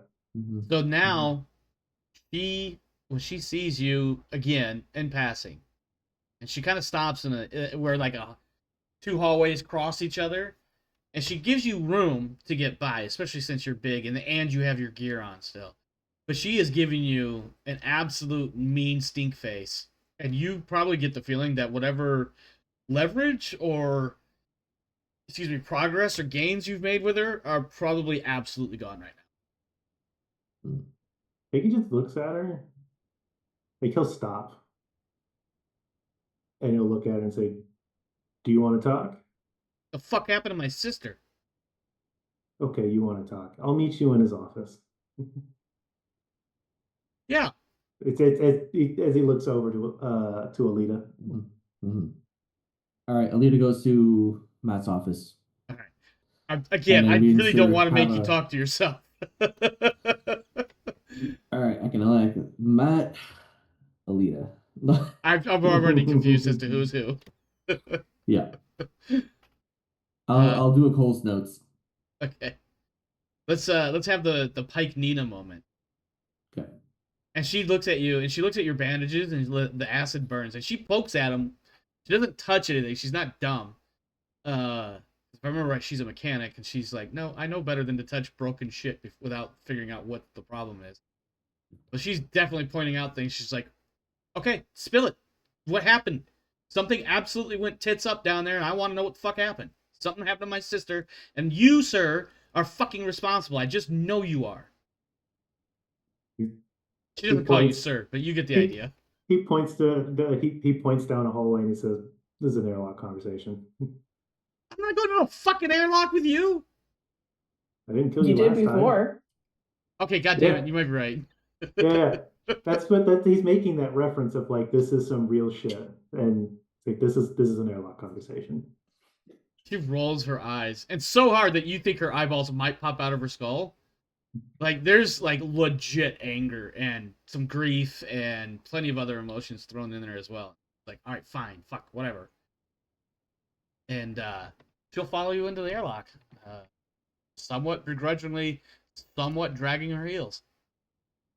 All right, we'll close the inner door, and he'll lean back against the wall. I think like the tired is probably starting to settle in from throwing all that shit around. Yeah, I mean, you can only nunchuck so many face huggers. Yeah. And he says, "All right, ask questions." I want to know what happened, and why does your armor look like it's gone through a fucking acid bath? Because it did, sort of. That makes zero sense. So cut the bullshit, and tell me what the fuck is going on. Okay. So, remember the last conversation we had in here, and we dropped some truths about the universe and told you to keep it to yourself? Okay, she remembers it. I don't remember specifically what was said. Does she know about, like, Deep Void and things like that? No. So, she knows about xenomorphs, Okay. and she knows that Pike is an AW. Okay. All right. So, yeah, so when you say... Or I already forgot what you just said. Something you asked about... Remember last time we talked about whatever. Yeah, remember the last conversation we had in here, and I gave you some deep truths about the universe, and Yes. you need to keep them to yourself? Yes. This all falls under that heading. Okay, right? that still isn't telling me what the fuck happened to my sister and why she's missing a fucking leg, Heath. A whole ass fucking leg.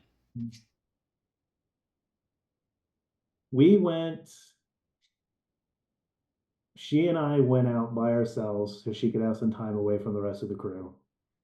And while we were out there doing our jobs, we found some underground something. We needed to know if it was going to be stable to land the processor on. So we went down there. And while we were down there, I found a nest of those monsters. A nest. So not just one or two, but several. Many. And there's more. I hate fucking repeating this. She also starts to blanch. Everybody's is doing the exact opposite of blushing today. That's the name of this episode. Not that I name them that much. Well, I do, but anyway, please continue. We found it. We took a beat back.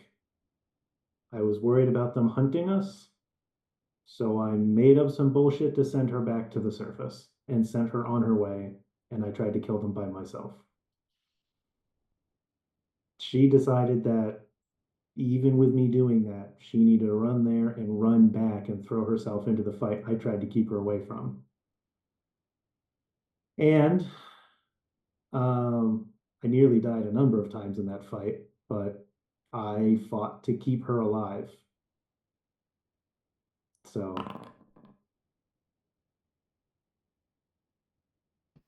okay, I had to see which set of lines I was gonna. And the dice have spoken. No, don't put this shit on her. Do not put this back on her. You didn't need to get into that fight. You wanted to get into that fight. You needed to prove something, and that's why she went back in there to help you out, and that's why she's missing a fucking leg now. I have nothing to prove to anyone, little girl. Oh, tell me what Nina would do at that moment when she gets called little girl. Even now, admittedly, she is a small person and she's standing next to Pike, so she is indeed a little girl here. She is a very spicy woman who is also a mechanic. Yes. I just want to imagine a pipe wrench magically appears in her hand. He has kneecaps that are appropriately at the level where she can smash them. What's that? I missed a word in there. Sorry. He has kneecaps at the correct level for her to smash Oh them yes, with a wrench. yeah. You know what? Just because it's funny as shit, and I know I'm not gonna actually amount to anything. She does have a wrench on her. It's a pretty hefty wrench. It's not quite the size of a pipe wrench, but it definitely comes out and He's still smacks wearing you. body armor. She could thunk him all she wants and it wouldn't do anything. Probably not. Well, I'm sure his fucking counter close combat is going to be enough to remove her head. But she is going to bop you with a gigantic wrench. Yeah, Oh, we're gonna wow. we're gonna counter roll. It's actually, I mean, you can roll if you want to. You're gonna auto win. I'm gonna, yeah. All right, so I'm not gonna push it. Your successes outnumber her face huggers that I didn't realize she had. We're gonna knock or pull a weapon or other object from your opponent. Yep, the wrench goes flying. Bounces off the wall. She accidentally punches his chest plate of his armor, and he's now even more pissed. No, I like the idea, unless you think it's like too much. That No. Like she goes for the swing and he just catches it mid swing in his hand, and with the other hand, I'm gonna go for the grapple, and I'm gonna like grab her by the throat and slam her against the side of the airlock. And I'm not gonna do any damage. Okay. The wrench goes flying, bounces off the walls, hits the floor. She's up against the wall. Some would enjoy this position. I'm not one. I don't know if she would enjoy this position either, to be honest with you, but yeah. She would probably be very spicy. Oh, yeah. Yeah. And I don't know which version of spice it would be. I gotta stop. I'm gonna get in trouble. He's gonna give it. He's gonna stare. He's gonna give it a second, and then he's gonna put her down and say, "Get that out of your system." When you put her down, she does the best shove on you that she can. I'm not gonna roll for it. This is just for narrative's sake. She does the best possible shove that she can, which means probably 0.1 impact. On, given the size difference and the body mass involved, and she just walks out of the airlock. She is absolutely convinced that you are the reason for her sister's leg being, because she thinks that you had something to prove. That she's wrong. She thinks that Pike's got something to prove, and that he's out on these death wishes, these death runs. She's now in. I mean, to be clear, Hamida had the same thought, but she understands because she's done that sort of thing before on some level. Nina doesn't understand the severity of it all, but she understands that Pike has something of a death wish, and now she thinks that he is going to bring everybody down with him. Not that Pike understands all that. At least for Hamida, right? Like, Hamida was right when she called him out on that a while ago for his jungle walk. Yeah. And he listened to her. Yeah. And she watched the footage, watched him send her away on a bullshit thing. Yeah. Because he was convinced that they were both dead anyways, and he was trying to give her the chance to escape. And he was sacrificing himself for it. He didn't think he was going to live. Yeah. And then when she came back in, him being so fucking angry that she came back. Yeah, but Nina doesn't understand any of that. She doesn't have any of that. Yeah. Hamida does, well, she doesn't. Nina doesn't have the mental, or I'm sorry, the mental framework to view it that way. All she knows is that her sister is maimed, and she is putting all of her honestly what she's doing, and Pike will never understand this because he doesn't have the empathy or the wits. What she's doing is she's putting all of her emotions about that onto Pike, because Pike is an easy target. You know what the irony is they're both technically right. Yeah. Oh yeah, absolutely. I feel like Octavia has only about this much onus in that, because she just couldn't let Pike go in alone, and also maybe some of her own dark side of things. But Pike, well, somebody is going to make an argument that Pike didn't necessarily need to try to make that sacrifice, but that's almost a moot point, perhaps. At any rate, anything else?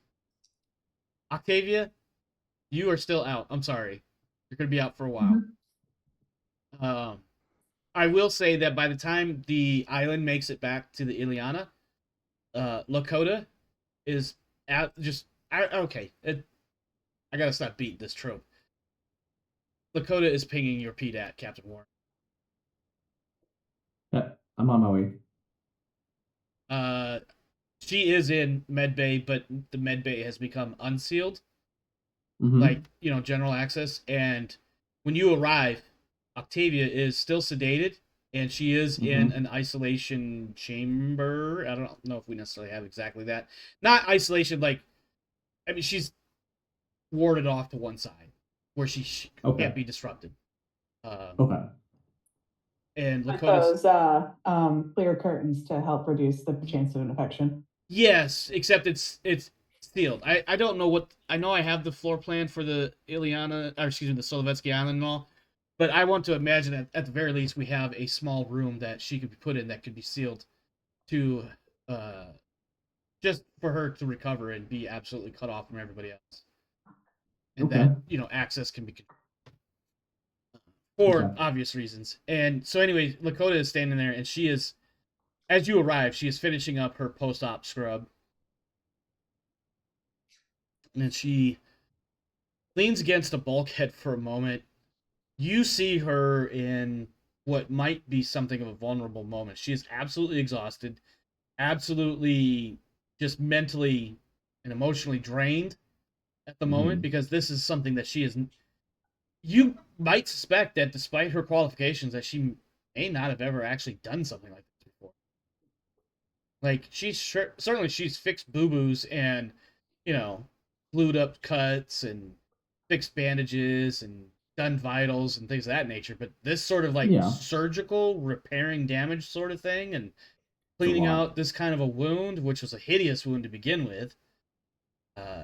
Maybe this is something outside of her skill set, or not so much skill set, but experience. And so, I'm just waiting for her to eventually realize that I had lots of other damage on my body that was not included in the medical report, because Marines, fuck yeah. Suddenly I'm thinking, go Team America. America, fuck yeah. Go to save the motherfucking world, yeah. Such a great, stupid movie, man. Anyway, it nailed what it was looking to do. It did exactly what they wanted to do, for sure. At any rate, as you enter, she is, slumped against a bulkhead for a moment, and she takes a steadying breath. You see she regains some of her composure. And she says, "Captain, thank you for coming down. I wanted to tell you personally that, well, everybody always asks in these kinds of situations, is she going to live? Yes, she will live. Fortunately, and as I'm sure you could understand, reattaching her leg was virtually impossible given the severity of damage. I have done the best I can in cleaning up the wound and stabilizing her. I am not an expert on orthopedics. I hope I'm using it right as a player.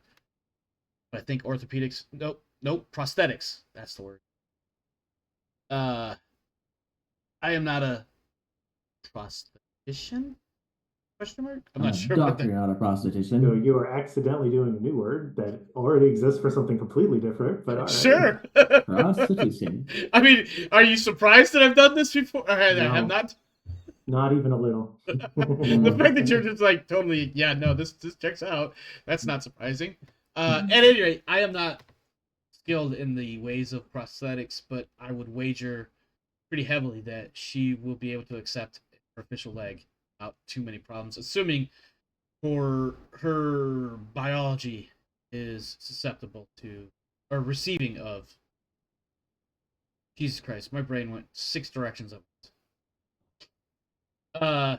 Basically she's saying, as far as she is able to tell, she'll be able to take on a new leg without any problem, unless for some reason her biology rejects it. Different animal. I feel like there's a but here. Please speak easy, and I give her a command roll to calm down. Sure. Let me open up her. Let me open up her character sheet. And make sure she doesn't have any stress. She probably does for some stupid reason. She does. I say NPCs don't get stress. Yeah, No. but some reason Nina did or had it. So at any rate, yeah, I've dumped her stress. She's fine. You don't need to Okay. make a command. Cool. There is no but. I mean, she's gonna be sedated for a while.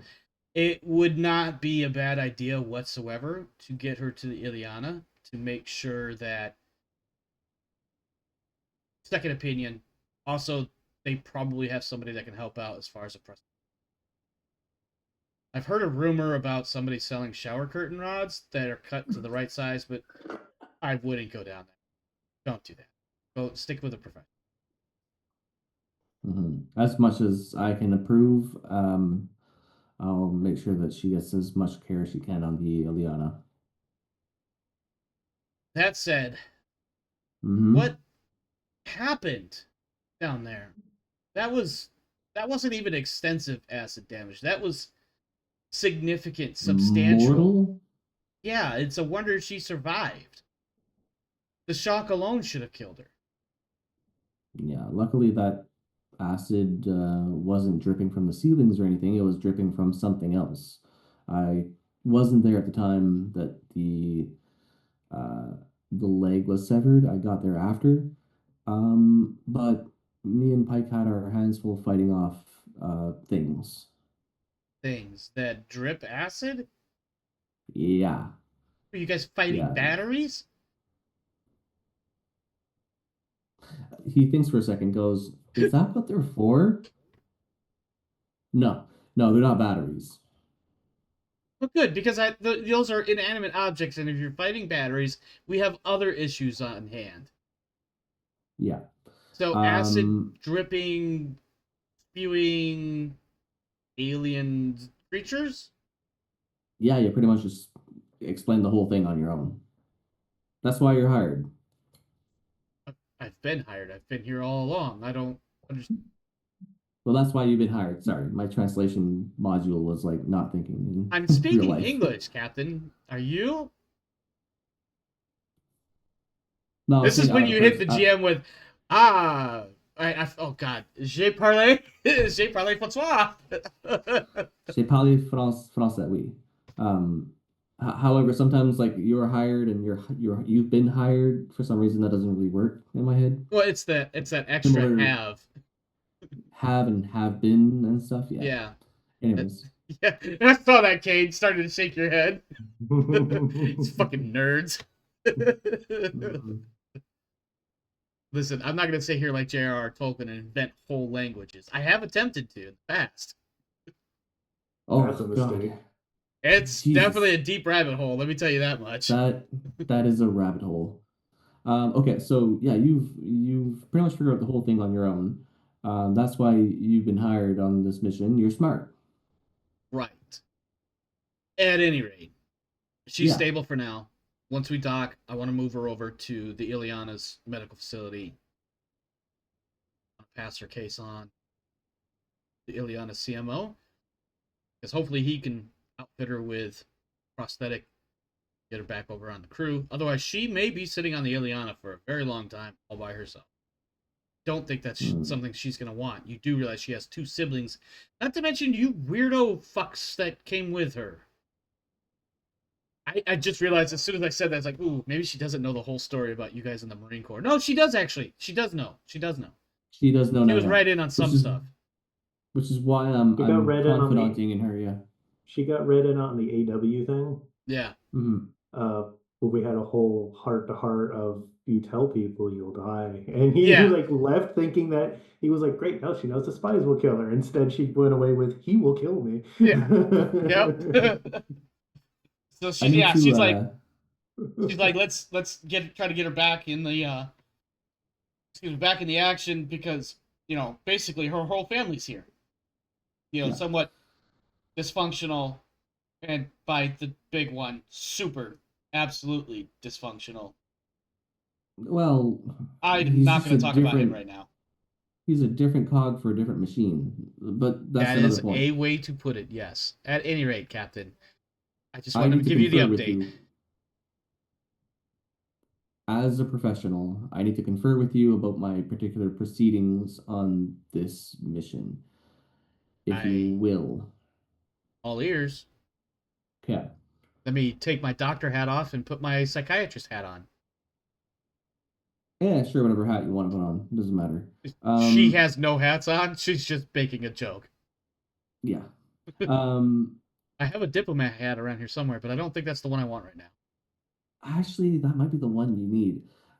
Because I'm thinking that the way to proceed this to save the most amount of lives might be to use the recording that we have, blame it on me, and release it. She gives you I'm one of not those sure looks how of that like would she gives play you out. yeah, she gives you that look that's like you're telling me only 1/10 of the situation, and I need to know the rest of the 9/10 in order to give you the best advice. Okay, well, those battery monsters, so to speak, have been recorded by one of our members in full. We have footage of alien structures down there. It's real bad. And if we land people down there, they're probably not going to make it. Well, So then, if you're at this, talking life or death, then absolutely you need to use that video footage in order to prove your point. Otherwise, powers that be, and when she says the powers that be, she uses that tone where she's obviously talking about Gaius and Abantu, and yes, you kind of writing that same vibe that most people will probably have, that something weird is going on with them, but nobody knows exactly yeah. what. And she's like, So I yeah, guess no, you should use that video evidence to back up your claim. Otherwise, they will just power right over you and do whatever they're gonna do anyway. they are, and I They feel like if have, I in just fact. show, yeah, Sorry. they will. But if I show them the footage, then this is a real big chance of just disappearing regardless, and then move on with the mission. Will lives be Should saved? Yeah, but maybe I disappear and Pike disappears and Westcott disappears and the rest of this crew disappears and we just end up Captain, getting replaced. I feel like maybe you're going a little bit off the deep end. Perhaps these disappearances may happen, but I Hmm. believe you and your fellows that you just named come from a line of work where your disappearance in the process or pursuit of safety for others is exactly what you Hmm. that if you disappearing meant others would survive, that's what you would do. Have I misread the military mindset? No, I think you read it pretty well exactly how I think it'll play out and how I intend to maybe have it played out in some sense. So while it But would be certainly a problem, for lack of a better way to phrase it, I if you just want to guys position it suddenly, properly. I'm sorry. I just want to position the footage properly. Should be general public or should we focus on guys? Well, I mean, if you give it to the people, you get the people involved, which can Hmm. go more than one of several ways: supporting, non-supporting, random actors of their own. If you give it to only Gaius, that video footage could just as easily disappear as anybody else. And And then they then you continue have no on. leverage, and you've given up your only bargaining chip. Yeah, that's why I needed Westcott. She, as much as we've been bickering and hating each other for the last several months of our lives, I um, hadn't noticed. she would have an actually like really insightful and good idea on this because she's been the smart one in our group for I'm not going to as wake her far up back if as that's what you're asking. no, I know, but how In Star long Trek, they before would she can have. be offered? Oh, wait, we don't have that show in the space 80s. No, not yet. No, that was the space 90s. So how Sorry. long before she wakes up? Few hours, however long it takes for her body to finish the mending process. Hmm. By that point, I Well, hope she'll wake up in a med bay on the Ileana. yeah. And maybe if she doesn't know anything about it, then it'll be better for her. I think she's going, well, trauma is a weird thing. She may wake up with no memory of what happened down there, or she may remember Mm. everything, or somewhere in between. Mm. Really hit or miss until she wakes up. All right. Well, thank you for the update. I'm going to head back to my office. If there's anything else, please come and Oh, I have your PDAT right here. perfect. She points to a button that says push this to annoy Matt. No, it doesn't actually say that. It just has your name next to it. It just says It Captain might Bourne, as well. along with a It couple might other as people, well. like one of the mechanics, the flight deck in general. Okay. So I'm gonna move on back to there. Who else was supposed to do anything? I don't know. Who else? Who else wants to talk to somebody? You've got a little bit of time left before the two ships kiss. I mean, were you gonna try to talk to Aaliyah and Bike? You're the Yeah, captain. You can always we're call looking for them in you. whenever you want. I thought Alita was going towards Captain already. So I guess midway. I think it'd be funny if like Alita left to go there, and so that you didn't have to talk to yourself. You were like, I just got a message from medical, and you left. So Alita got there, and you weren't there. And then I caught up, and she was like, he's not here. Okay, well, where is he? And then like, You do that one thing they do on TV where you need 3 people in the same room at the same time, but you keep getting 2 different ones. Yeah. Until finally Mostly because of the scheduling roulette conflicts. wheel comes around where all 3 end up at the same time. Okay. So yeah, the two of us could be loitering outside your office waiting for you. All right. Pike, Lita. Surprised to see you at my office. This is a rare occurrence. Looks over at her. Looks over at him. I'm in here all the time. You are, yes. Alita, you're in the lunchroom usually, stuffing your face. Nonetheless, what seems to be. I just want to interject really quick. Alita gives you that look of like, I need the calories for the gym time. Funny that you notice only when I'm in the mess hall and never when I'm in the gym, and then she just nuts up again. Yeah, he just doesn't understand the concept of eat big, lift big. There it is. I didn't even There mean you to go. set you up for that, but there's the callback. Mhm. God, what was his name? Oh man, it was Ghost Bear something, but Oh, who for my character? yeah, Carl Delviller. There it is, Carl Delvillar. Um, Sorry, that was a sidetrack that we know. Okay, so we need to know what we're doing when we get to the Ileana, and I think it revolves around your footage. You are technically an official member of this particular ship and expedition. However, I don't think anyone actually knows who you are on the Ileana, or even can even verify who you are on this ship, as much as that's concerned. I think I could name 6 or 7 people that know me. They know you, but like, Why are 3 of them Russian? Sorry, don't listen to me. Don't listen to me. I'm considering releasing the footage at least to Gaius and to Governor something that I forgot his name already. Ubuntu. I was thinking Ubuntu, and I was like, that's a nerd thing. Now I know I'm saying this knowing that we've already talked to 3 people in the crew. Yep. But releasing that footage, depending on who decides to construe things a certain way, could be treason. It could be. That's why with Westcott in Medbay and not conscious of what was going on is not going to be complicit to treason. I will be complicit with the treason. And you can go to ground if you need to. How do you feel about that?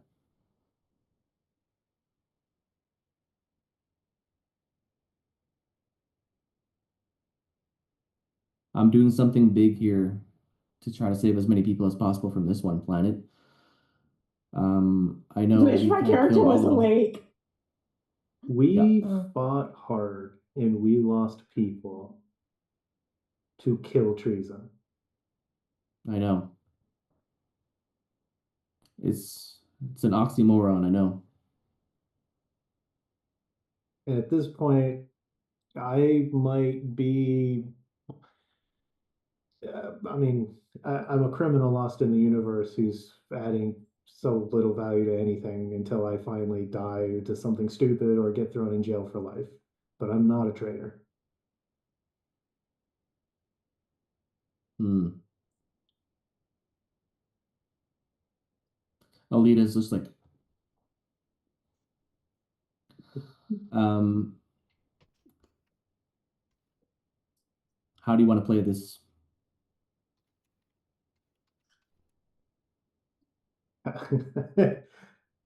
How do I want to? Or what recommendations do I have that you might actually consider? Well, this is both a PC question and a character question because Matt is intending on partially, at the very least, releasing the footage and then taking the fall. So if you're asking out of character, then Yeah, I'm interested to see where you want to take this. Pike yeah. supports your command, and he is so marine that he doesn't have to agree with your decisions. So even if he's like, no, you're gonna get yourself like murdered as a traitor. That's fucking terrible. But if you need to do this because you think it's what needs to happen for the squad, for the ship, he's gonna support you in it. And he'll lie Mhm. however you need him to lie or say whatever you need him to say. Um, That's a very but Pike we movement. it's a very Pike sentiment. It is. Mhm. But at the same time, Pike wants to go back to that planet and kill every one of those motherfuckers. He's And he needs ammo for that, and he needs a crew for that. Yeah, so it's tough, but I think um, Pike is going to be most interested in any solution where we are not traitors and we save lives, Uh-huh. and he's 100% willing to sacrifice himself to save you guys in particular, Mm-hmm. but not anybody else. So the idea that Mm-hmm. like you taking the fall so that people that he does not give a shit about don't land on the planet and get eaten because they're fucking stupid and wouldn't take a fly off order, Yeah. then they're dumb. They earned that. He doesn't care about that. He cares about Mm. you taking a fall because at that point you are a person that does matter. The random Texan colonists don't matter to Pike. Overall, they don't either.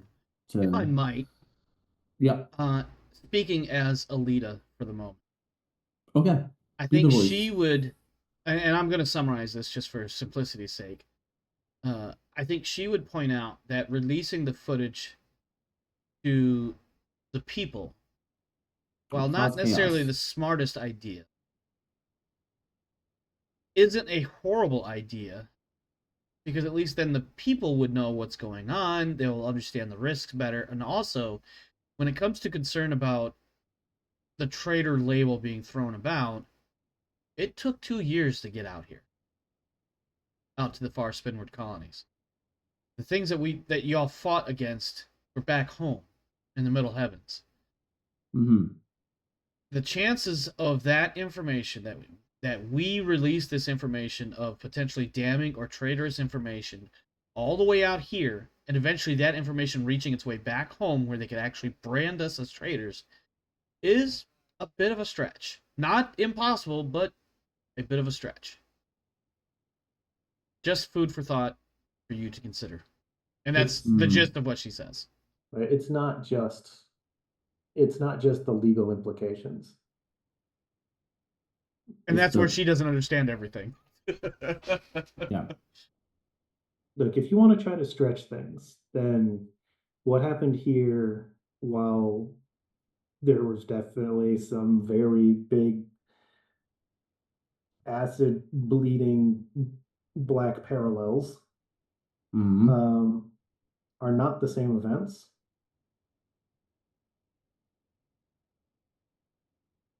I mean, we are sealed for the events of our time in service. This is afterwards, I guess, as long as we make sure not to say anything from that time. We Oh, only talk about what happened now. all we Then would do this is is release the different. footage.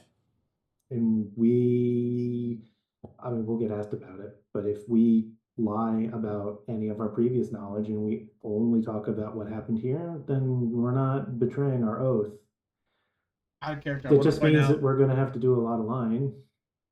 Out of I character, I don't want think to point so. out really quick that actually what you're talking about, insofar as keeping everything that you discuss and release and public knowledge and whatever else, if keeping it contained to literally what is here in this part of space versus anything else that might have been connected, that's probably a fairly easy thing to sell until someone who has information from both pieces can put them together and realize that they're connected.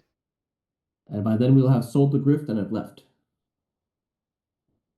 I mean, this is something that you guys may or may not understand or even come to the realization that you would have to have information from both plot points. That weird shit back in the home, also similar weird shit out here, and that they're related. So that's an NPC would have to come to that conclusion. I mean, a person living in that universe would have to put 2 and 2 together to come up with that. Now, there are very much individuals that would be able to make that extrapolation, right? People like the Whole God Institute or the Deep Void, if they still existed, as far as you know in character, at least in theory, they are either defunct at the least or absolutely wiped out at the far end of that spectrum. Or doesn't know about them Realistically, at all. what's that? Or doesn't know about them at all. Or doesn't know them about them at all. So, I like, think So- only Pike does. The only thing that Pike is saying here is like, if the time period that we are sworn to secrecy, we have to be careful to not accidentally be like, oh yeah, this thing that does these other stuff that is not on the footage would be knowledge from Right. before, right? right. If we don't say anything from the seal time, then Pike feels like he's in an uncomfortable moral gray that is tolerable to him. Yeah, just And we use only obviously the don't footage you mention- have. Yeah, the information you and have obviously from don't that. mention anything about General Vaughn because that would be just murder. Yeah, you don't want to bring Vaughn up. That was excessive No. force. Vaughn I'm is waiting the for one Pike to try to person. argue that or agree with me. No, That was he's not gonna that argue That with was absolutely excessive force. There was no need wasn't- for all that. That wasn't a loss of control. That was extremely unnecessary overuse of force. Yes. Because he wanted to. Yep. Oh yeah. Mm. I mean, it made Um, sense in the time, but Yeah. what's should internal affairs on the be- other hand? It should be a good.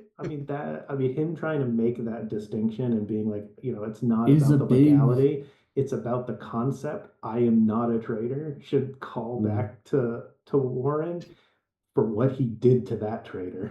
Yeah. That's how he feels about traitors, and he does not want you to be one. No, I know. And he says in character, and if you're Mhm. worried that if we're worried about giving it to everybody and then having some sort of panic or something, I know people keep disagreeing with me, but we have a spy on board. So when you leave to give that footage, I can give it to him as well. So it'll still circulate around, and I have a contact on the mothership that I can give it to as well to make sure that it does not disappear. You don't trip and fall on your way back from the meeting. Trip and fall and end up with 2 bullet bullet holes in tube. the back of your head? Yeah. He tripped. It tripped. Um, So weird. He fell right onto those 2 50 cal rounds. yeah, he was in a weird line of sight of something, and then It's weird gravity and microgravity in space. Just so weird. Bullet Mhm, entries. mhm. Well, like I can give it to To a spy. a labor leader that I know on the mothership, and I can give it to the spy aboard our own ship. That would be contingency plans. I mean, if you're planning to freely give the footage as a warning to keep people off the planet, then do we care who else has it, really? As long as we know that it doesn't get covered up.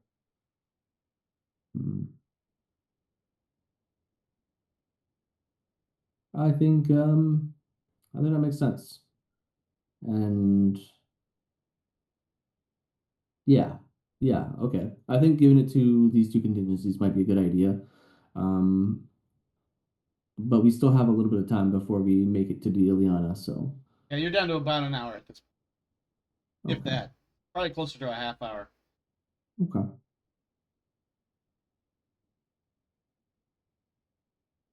Any final thoughts? Sorry, Renats, you're still out. Sorry. Uh, Remember, The only I thoughts have- you get out of her are her pleasant dreams in the happy La La Land. I have a Oh, good I have a good cover to make sure that I get on the mothership without it just being suspicious or questions about what I'm doing. I have a little bit of extra cash. I'm gonna go see if what I can do to upgrade that prosthetic she's gonna get. So that'll take me to the mothership and it'll give me something to do when people are watching. She is going to be in the chief medical officer's lap pretty soon too. At the very least, she's going to be in good hands. You know, I can volunteer to help with the transport. That's a good idea.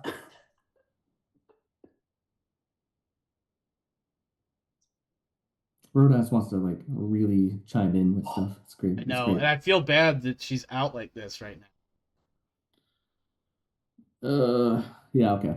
All right. Well, I think we pretty much settled our plans then for the most part. All right. Well, you've got an hour. Oh, I think I the do last want to think. thing. Yeah, I think the thing is I want to do is to present the footage directly to Gaius and Ubuntu, and try to negotiate the terms right there. Right, that's mostly the plan for the most part. Okay. Well, And then here footage will, yeah. It'll only take you 15 minutes really to get through the parts that they're going to have questions about, and I hand you the helmet. So you know exactly what I saw, so you know exactly what they might see depending on what you get out of the video. All right, so I take out my PowerPoint and I create a nice presentation. Well, I was gonna say, like, before you did try to digitize anything, like he hands you the helmet to watch, and then he's gonna go try to find Nina to get us an air-gapped computer for you to make your presentation on, so you have, you know, your isolated physical medium, and I can get copies. Ooh, that's a good question. Does Nina have access to such a thing? Does she know how to do it? As a mechanic, she would know how to physically air gap it. She just wouldn't know how to digitally do it. She'd know what cables to unplug. Cables, which part to tear out. Let's face it, it's space 80s. Everything is a mechanical something. Yeah.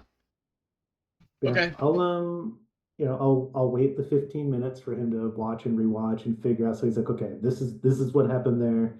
This is what I could talk about, and then I'll take the helmet back. I'll go to the armory. I'll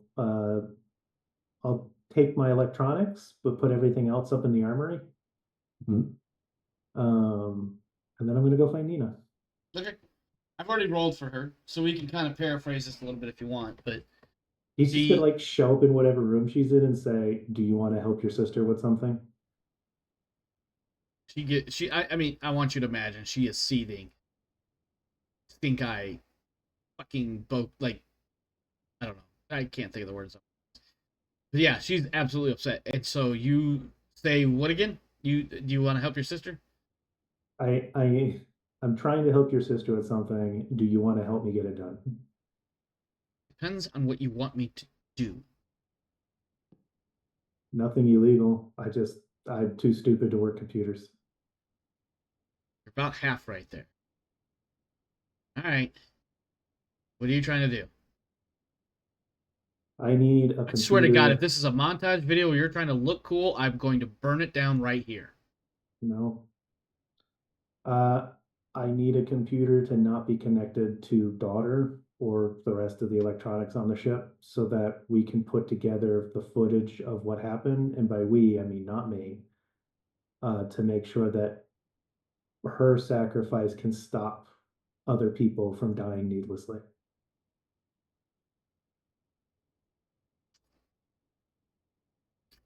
Take a command roll. Okay.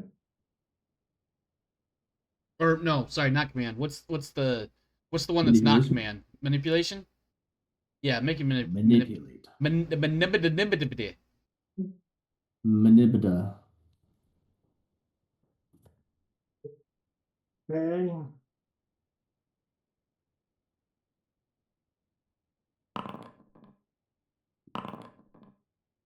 I'm terrible at this. You are. That's why I was really hoping to get something for the Wow. Or the help your You sister made. just talk in circles about why you want to do this and what you need done, and she's gives you all of the reasons why she's not too happy about doing it, and I think you're just trying to grandstand. Maybe we settle on the bit where he's like, I'm not going to have any part in editing it. The captain is. Plus one. And if it makes you feel any better, the last time he and I had a disagreement, he shot me. I do remember that. I don't know if it was necessarily a disagreement, but he definitely did shoot you. I know that. I remember that because I'm pretty sure I said that felt good. Take some stress off. Yeah, he's trying to prop this up as like, this can't be my own aggrandizement. A guy who will shoot me over my bullshit is going to be the one editing this video. Yeah. Excuse me. So you're trying to download this onto a gapped computer so that Warren can work on it, but he's gonna have to come down here. I think she says all of it. Because she just assumes you're not smart enough to understand what anything that she's talking, like any technical stuff at this point. She just assumes you have no idea what she's saying. I think like partway through, he just reaches over and hits the intercom and says, Captain to Science Lab for project update. And he just sort of shrugs like, what do you say for me? Yeah, you are dumb. Okay. Just a dumb jockey grunt with a gun. Got it. Noted. And she goes back to tapping away on the keyboard and, keeping it from updating. And actually, she ends up running, like, not necessarily a bypass, but, like, it prompts for this computer is no longer connected to the network. Please reestablish connection. Please reestablish connection. And she's like, ignores that and keep ignoring that until I tell you it's okay to not ignore that anymore.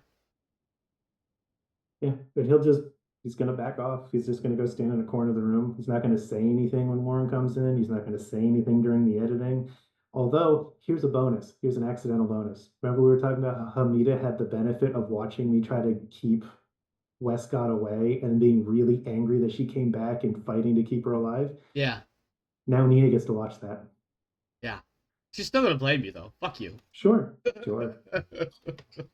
She's still going to twist it. Because, like, I think it'll be more interesting that she's just going to hold this forever as a grudge. And she's just going to be like, listen, she actually inadvertently calls you on your bullshit. She's the one that's going to argue eventually that you did not need to make that final stand. You could have just left with Octavia when she went to make the phone call. Agreed. You did have enough merit to go back and enough reason to go back because you were worried about the potentiality of them following you and hunting you, but just as much as you had that thought that they would, there's enough to believe that maybe they wouldn't, and therefore you didn't need to go back and stir the nest. You could have just left the nest alone, and none of this would have happened had you done that. And that's the argument that she's going to make the whole time. Sure. He's not expecting it to change her mind. It's just important. Yeah, no, it's important to Pike that he gets exonerated in some way, even though in her mind he will never be exonerated. Yeah. I love the tension, the drama, the ties that bind in this one. This is beautiful. Because I'm totally gonna play her as that one person that just won't see to the true reason of it, and she's like, "No, I'm sticking to my truth. Get fucked." Yeah. So Captain Warren, you get a note that there is a computer for you to work on. You can come on down and do it. I'm not gonna make you do a Comtech roll or whatever. You can edit it to show whatever message you want. I want to know this, and you don't have to answer it right away. You have time. We are going to end on this question. Who goes with you when you go to sit with Gaius and Abantu?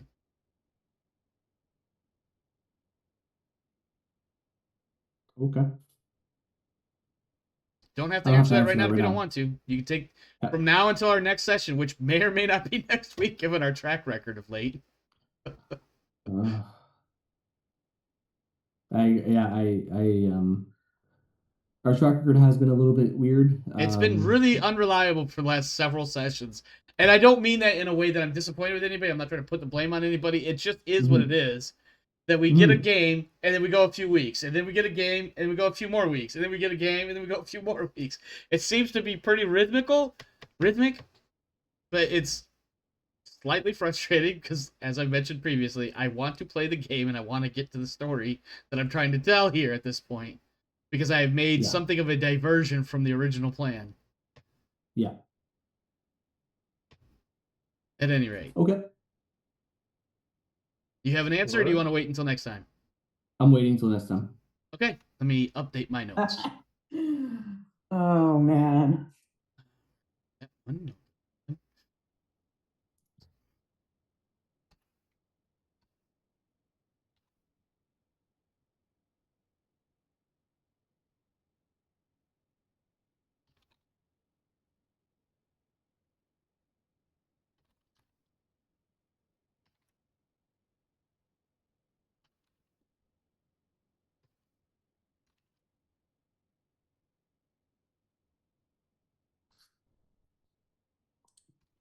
Did he freeze, or is he just really... No, I'm typing.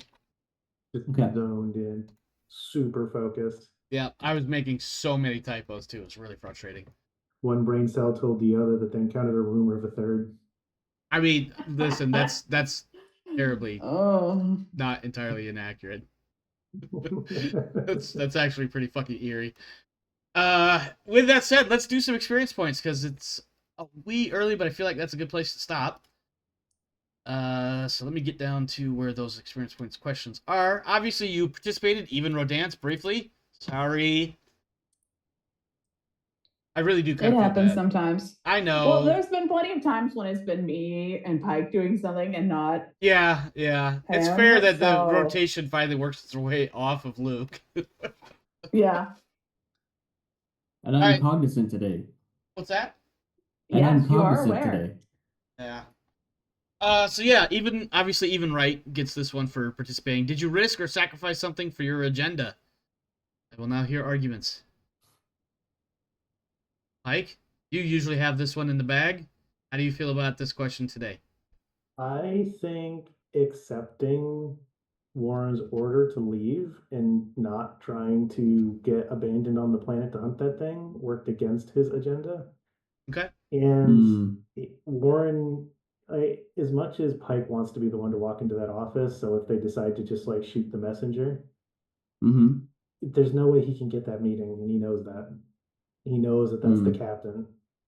So I think he's stuck trying to figure out like how to protect. Trying to figure out how to protect Warren in Westcott. I don't know if maybe we can get something for him risking things with his personal agenda, because as much as there is no evidence, and as much as everybody disagrees, he is 100% convinced that our Russian mechanic is a Russian spy, and he did propose giving information and outing a spy to his face, which is pretty fucking stupid. If he is a spy. I would give you the point for that, except it's not this week. And yeah, I mean that's the plan he put forward, was to do that. Yeah. And to go to a guy who is totally what did he call him?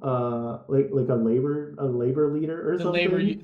A labor representative, or labor union rep, or something like that. For the fucking mob leader. Yeah. He's gonna go walk into the mob and be like, "Here, let me show you why you should refuse any contracts on this planet and have all of your people refuse to go on this planet." Like, yeah, I mean, Warren was like, "Okay, you are clearly thinking something here. I'm gonna let you do that."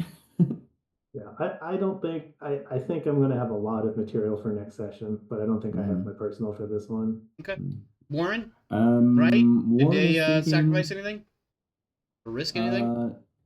Well, Warren's not yet, but he wants to integrate Pike back into society. And he is planning on, if it goes south for him, to make sure that Pike goes back into ground or whatever, but I don't think that'll work out for an agenda at this point. Okay.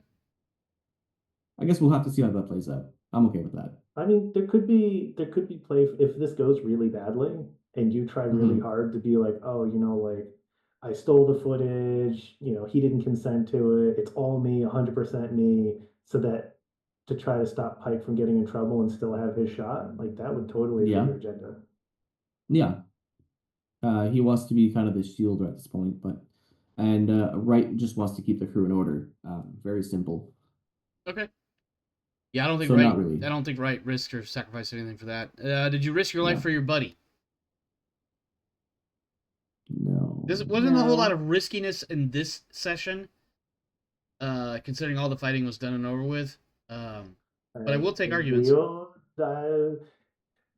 I risked. I took I that did make extra you weight. roll to get up the rope.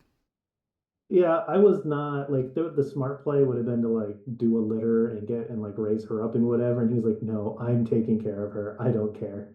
And he even made a point of being like, "Hey, Warren, you need to go up the rope first because I might break the rope. I'm already really Yeah, I'll give you that one. For Pike. A little sketch, but arguable because I did make you roll for it. At least I'm pretty sure I made you roll. I think I said you were.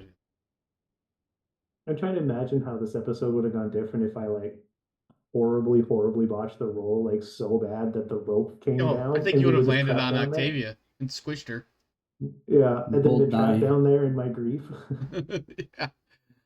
Yeah. Challenge or stand up to your rival. I don't know if we had any of that either. We had a lot of role play tonight, but not so much some of these key points. And that's okay. That's okay. I do not have a rival. Okay. I Warner, have an Octavia. or excuse me, Warren. Warner. I don't know That's the where next Warner character. came from. It's the next character. That's so good. Some precognition, anybody? So Octavia is my rival. However, he's kind of like including Hard to stand her up to your into- rival when they're laying down. And well, I'm standing over for them at this point, but he's kind of including her in the like proper planning and like making sure she's okay. So it's kind of not a rival. Yeah. No worries. I think I was the only one that actually made a panic roll. I could be wrong. Somebody else made a roll and that was a panic roll. Now that I think about it. No, it was Nina. I don't think any of you guys made a panic roll. I'm waiting for the time I get to go down to the tattoo artist people and make them. Westcott made a panic roll? Yep, she tried to roll command to pat me on the head and be like, "Calm your that's shit." right, and it panicked and it ended up being. That's where, yeah, that's right. She did. Westcott Hey, Rodance, you get another experience point tonight. Yeah, Yeah, more than everyone else. I get to rub them together. Overcome a dangerous event. Yes, for the three main, they got out of the cavern without collapsing, dying, etc. Not just from the alien threats, but just environmental threats. Fortunately, none of them happened, but theoretically, it was still kind of a touch and go situation, given the fact that one of you was missing body parts. Mm-hmm. So Warren, Pike, and Westcott can take experience point for overcoming dangerous event. Significant discovery. This goes to Warren for the flute and the connection therein, and the fact that the engineers, not that you guys know what the engineers are exactly, but you guys know that they use music as part of their daily operations or whatever. I'd like to argue that I discovered new bugs. Yeah, I'll give you that one. Only because I can't remember if you guys... I don't remember actually throwing facehuggers at you too much in the Marine campaign. You definitely had a bunch of the other drones and shit. But I don't remember facehuggers a lot. We have plenty of other ones, but now they're making little ones that grab onto your face. Yeah. Which is so ironic that we were introduced to the facehugger and then the fucking drone, and not the other way around like you guys. Luke, you good over there? Yeah. Okay. So yeah, Pike, you can definitely get one for the facehugger thing. Warren for the flute thing. Extraordinary actions. Don't know if we had any of those. I don't think I have a fair argument to that. No. We also didn't get a shirtless Pike scene. All right. You've only got a minute or two to come up with something for post credits, just to continue, just to keep the tradition alive. No. When he wakes up, I'm going to be greeted by a shirtless Pike. Wow, that's I imagine for for Octavia, that would be She's either a gonna- scary sight or a wonderful sight. I don't know which. She's gonna wake up on the Mothership Medical, and I'll just be in a stool on the other side of the room getting my burns treated, so my shirt will be off. There you go. Exactly. Nailed it. Let's see. And he absolutely insisted on sitting in the same room and would have harmed people if they did not do it. Yeah, that checks out. Excuse me. You did not earn money yet? Apparently not. I could probably, despite the fact that I'm the lunatic on board, I could probably convince Lakota to get the CMO on the mothership to agree to let me be in the room when she wakes up. The cool part is, if I'm not the one making the request, but Lakota is. yeah, you're gonna have to convince her to pass that along, because otherwise the other guy's gonna be like, "Who are you? You're just one of her crew? Now get out of here." Because he's not gonna know any better. He's not gonna know about the history or the fact that you would be a strong support mechanism for her. He's just gonna be like, "No, get out of here. Come back later." I think given all of Lakota's hats, I think I can make a pretty solid case with her obvious trauma history and her obvious You could PTSD now and wait all that. if you convince Lakota, which I'm not saying is gonna be easy or difficult. You're going to have to convince my two siblings. Yeah, wow, brother, you've kicked a hornet's nest with those two. They technically are more likely to get in, so you might be better off asking to go as Nina. No. Go with Nina. Oh, I know how this is gonna break down. All three of them are gonna try to get in. The brother and sister will, and then once they get in, they will adamantly oppose Pike's being allowed. So at which point the doctor will be like, "Well, I can't argue with them. They are kin. You're not." Bye-bye. And they're not even related technically. No, but I mean, once they explain even just the basic of adopted brothers and sister lived together a long time, whatever, Doc's gonna be like, "All right, yeah, that works." Mm-hmm. Pike, former supervisor, fuck no, get out of here.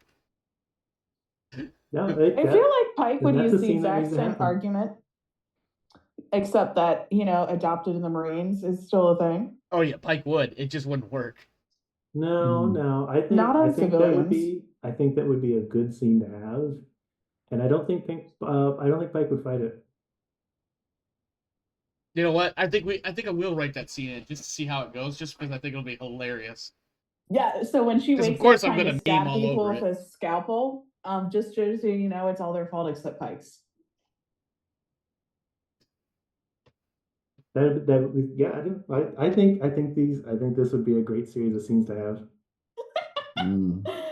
Oh God. I'm also planning on making Pike carry me over to Tattoo Mafia Land to buy more alcohol. We'll see how that works out when we get to that point. Oh yeah, dude, I'm gonna drop some videotapes on their asses so they can spread the rumors for me. You know what? We're here. We're already talking about things. Let's talk about feedback and outros. Rodance, you haven't had a lot of screen time tonight. No pun intended, because your camera's not working. But what sort of feedback sort of things do you have for tonight, since you got to do more observing than playing? Yeah, my character is going to be undermining whatever Matt is doing when she turns around and has Heath carry her to somewhere convenient and then drop all this information and all these video recordings on all these unsuspecting normies in return for alcohol. Yeah, no, I'm gonna trade them videos of super secret bullshits in exchange for liquor. It's gonna be great. I don't know if Pike would be down with that. She is. Nobody said that Octavia is in the right headspace. Hold on. We've actually specifically said she is not in the right headspace. Yeah. Because guess what you get to make when you wake up, by the way, when you wake up from your surgery expedition, you get to make I get 3 different roles. Oh, God. Oh, shit. You got nightmares or something, too, don't you? I have depression, I have nightmares, and then I have seeing shit. Oh, yeah. The hallucinations. The hallucinations are real. Yeah, I think the most tragic thing would be if they're like, no, we're family and he's not, we don't want him here, and Pike leaves, and then Westcott later wakes up and after sees the siblings, and the first thing she does is ask where Pike is instead of talking to them. Oh man, that'd be rough. That would be funny. That would be rough. I think your siblings would definitely be like, "Yo, wait, what? No, get out of here." I Also, don't no, know. wait, Maybe get out Nina of might here, have you some clue. fucking scam bot. But I'm Pike pretty will sure. not be there. I'm pretty sure my brother just won't like Pike, but maybe Nina, gets a bit of a clue. We'll see. I don't know. Right now, I she is think- putting all of her shit on him. I think if she's going to get a clue, it will come entirely from Westcott. I think She's- Westcott might she's have to done sit with down with. I think Westcott might have to sit down with Nina. Probably better with Nina. Finn is probably a little too on the periphery of all of this.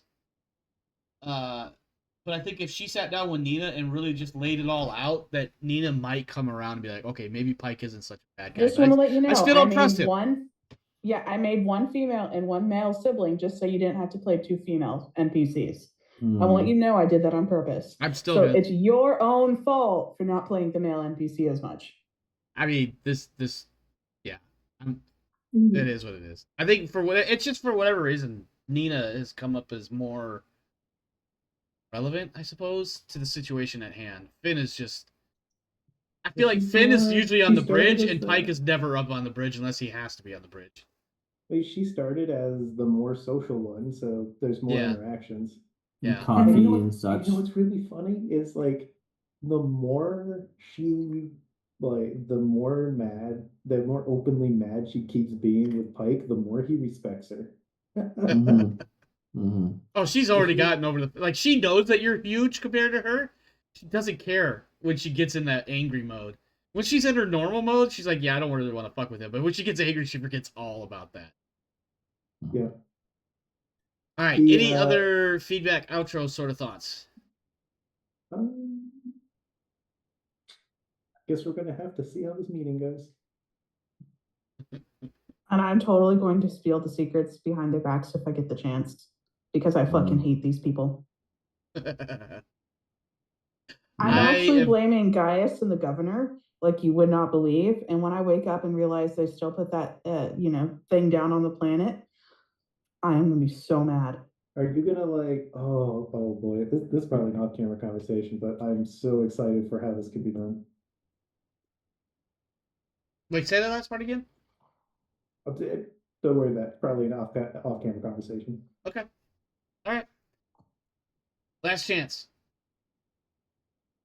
All right. Well, that is it for us here tonight. Thanks for stopping by. Thanks for hanging out. Hope you enjoyed the show. It has been, frankly, a good show. We didn't have a lot of craziness going on, but we had some really good RP moments, which some of that stuff might have been a little crazy, but that's fine. I enjoyed it regardless, and I'm glad we got back for yet another session, and I hope that we don't have to go more than a week before we have our next one, but sometimes life is just... All of that said, stay safe out there, my friends. This world is a crazy dark place, so make sure you're doing what you got to do to take care of you and yours. As for me and mine, we are out of here. We'll see you next time. Good one.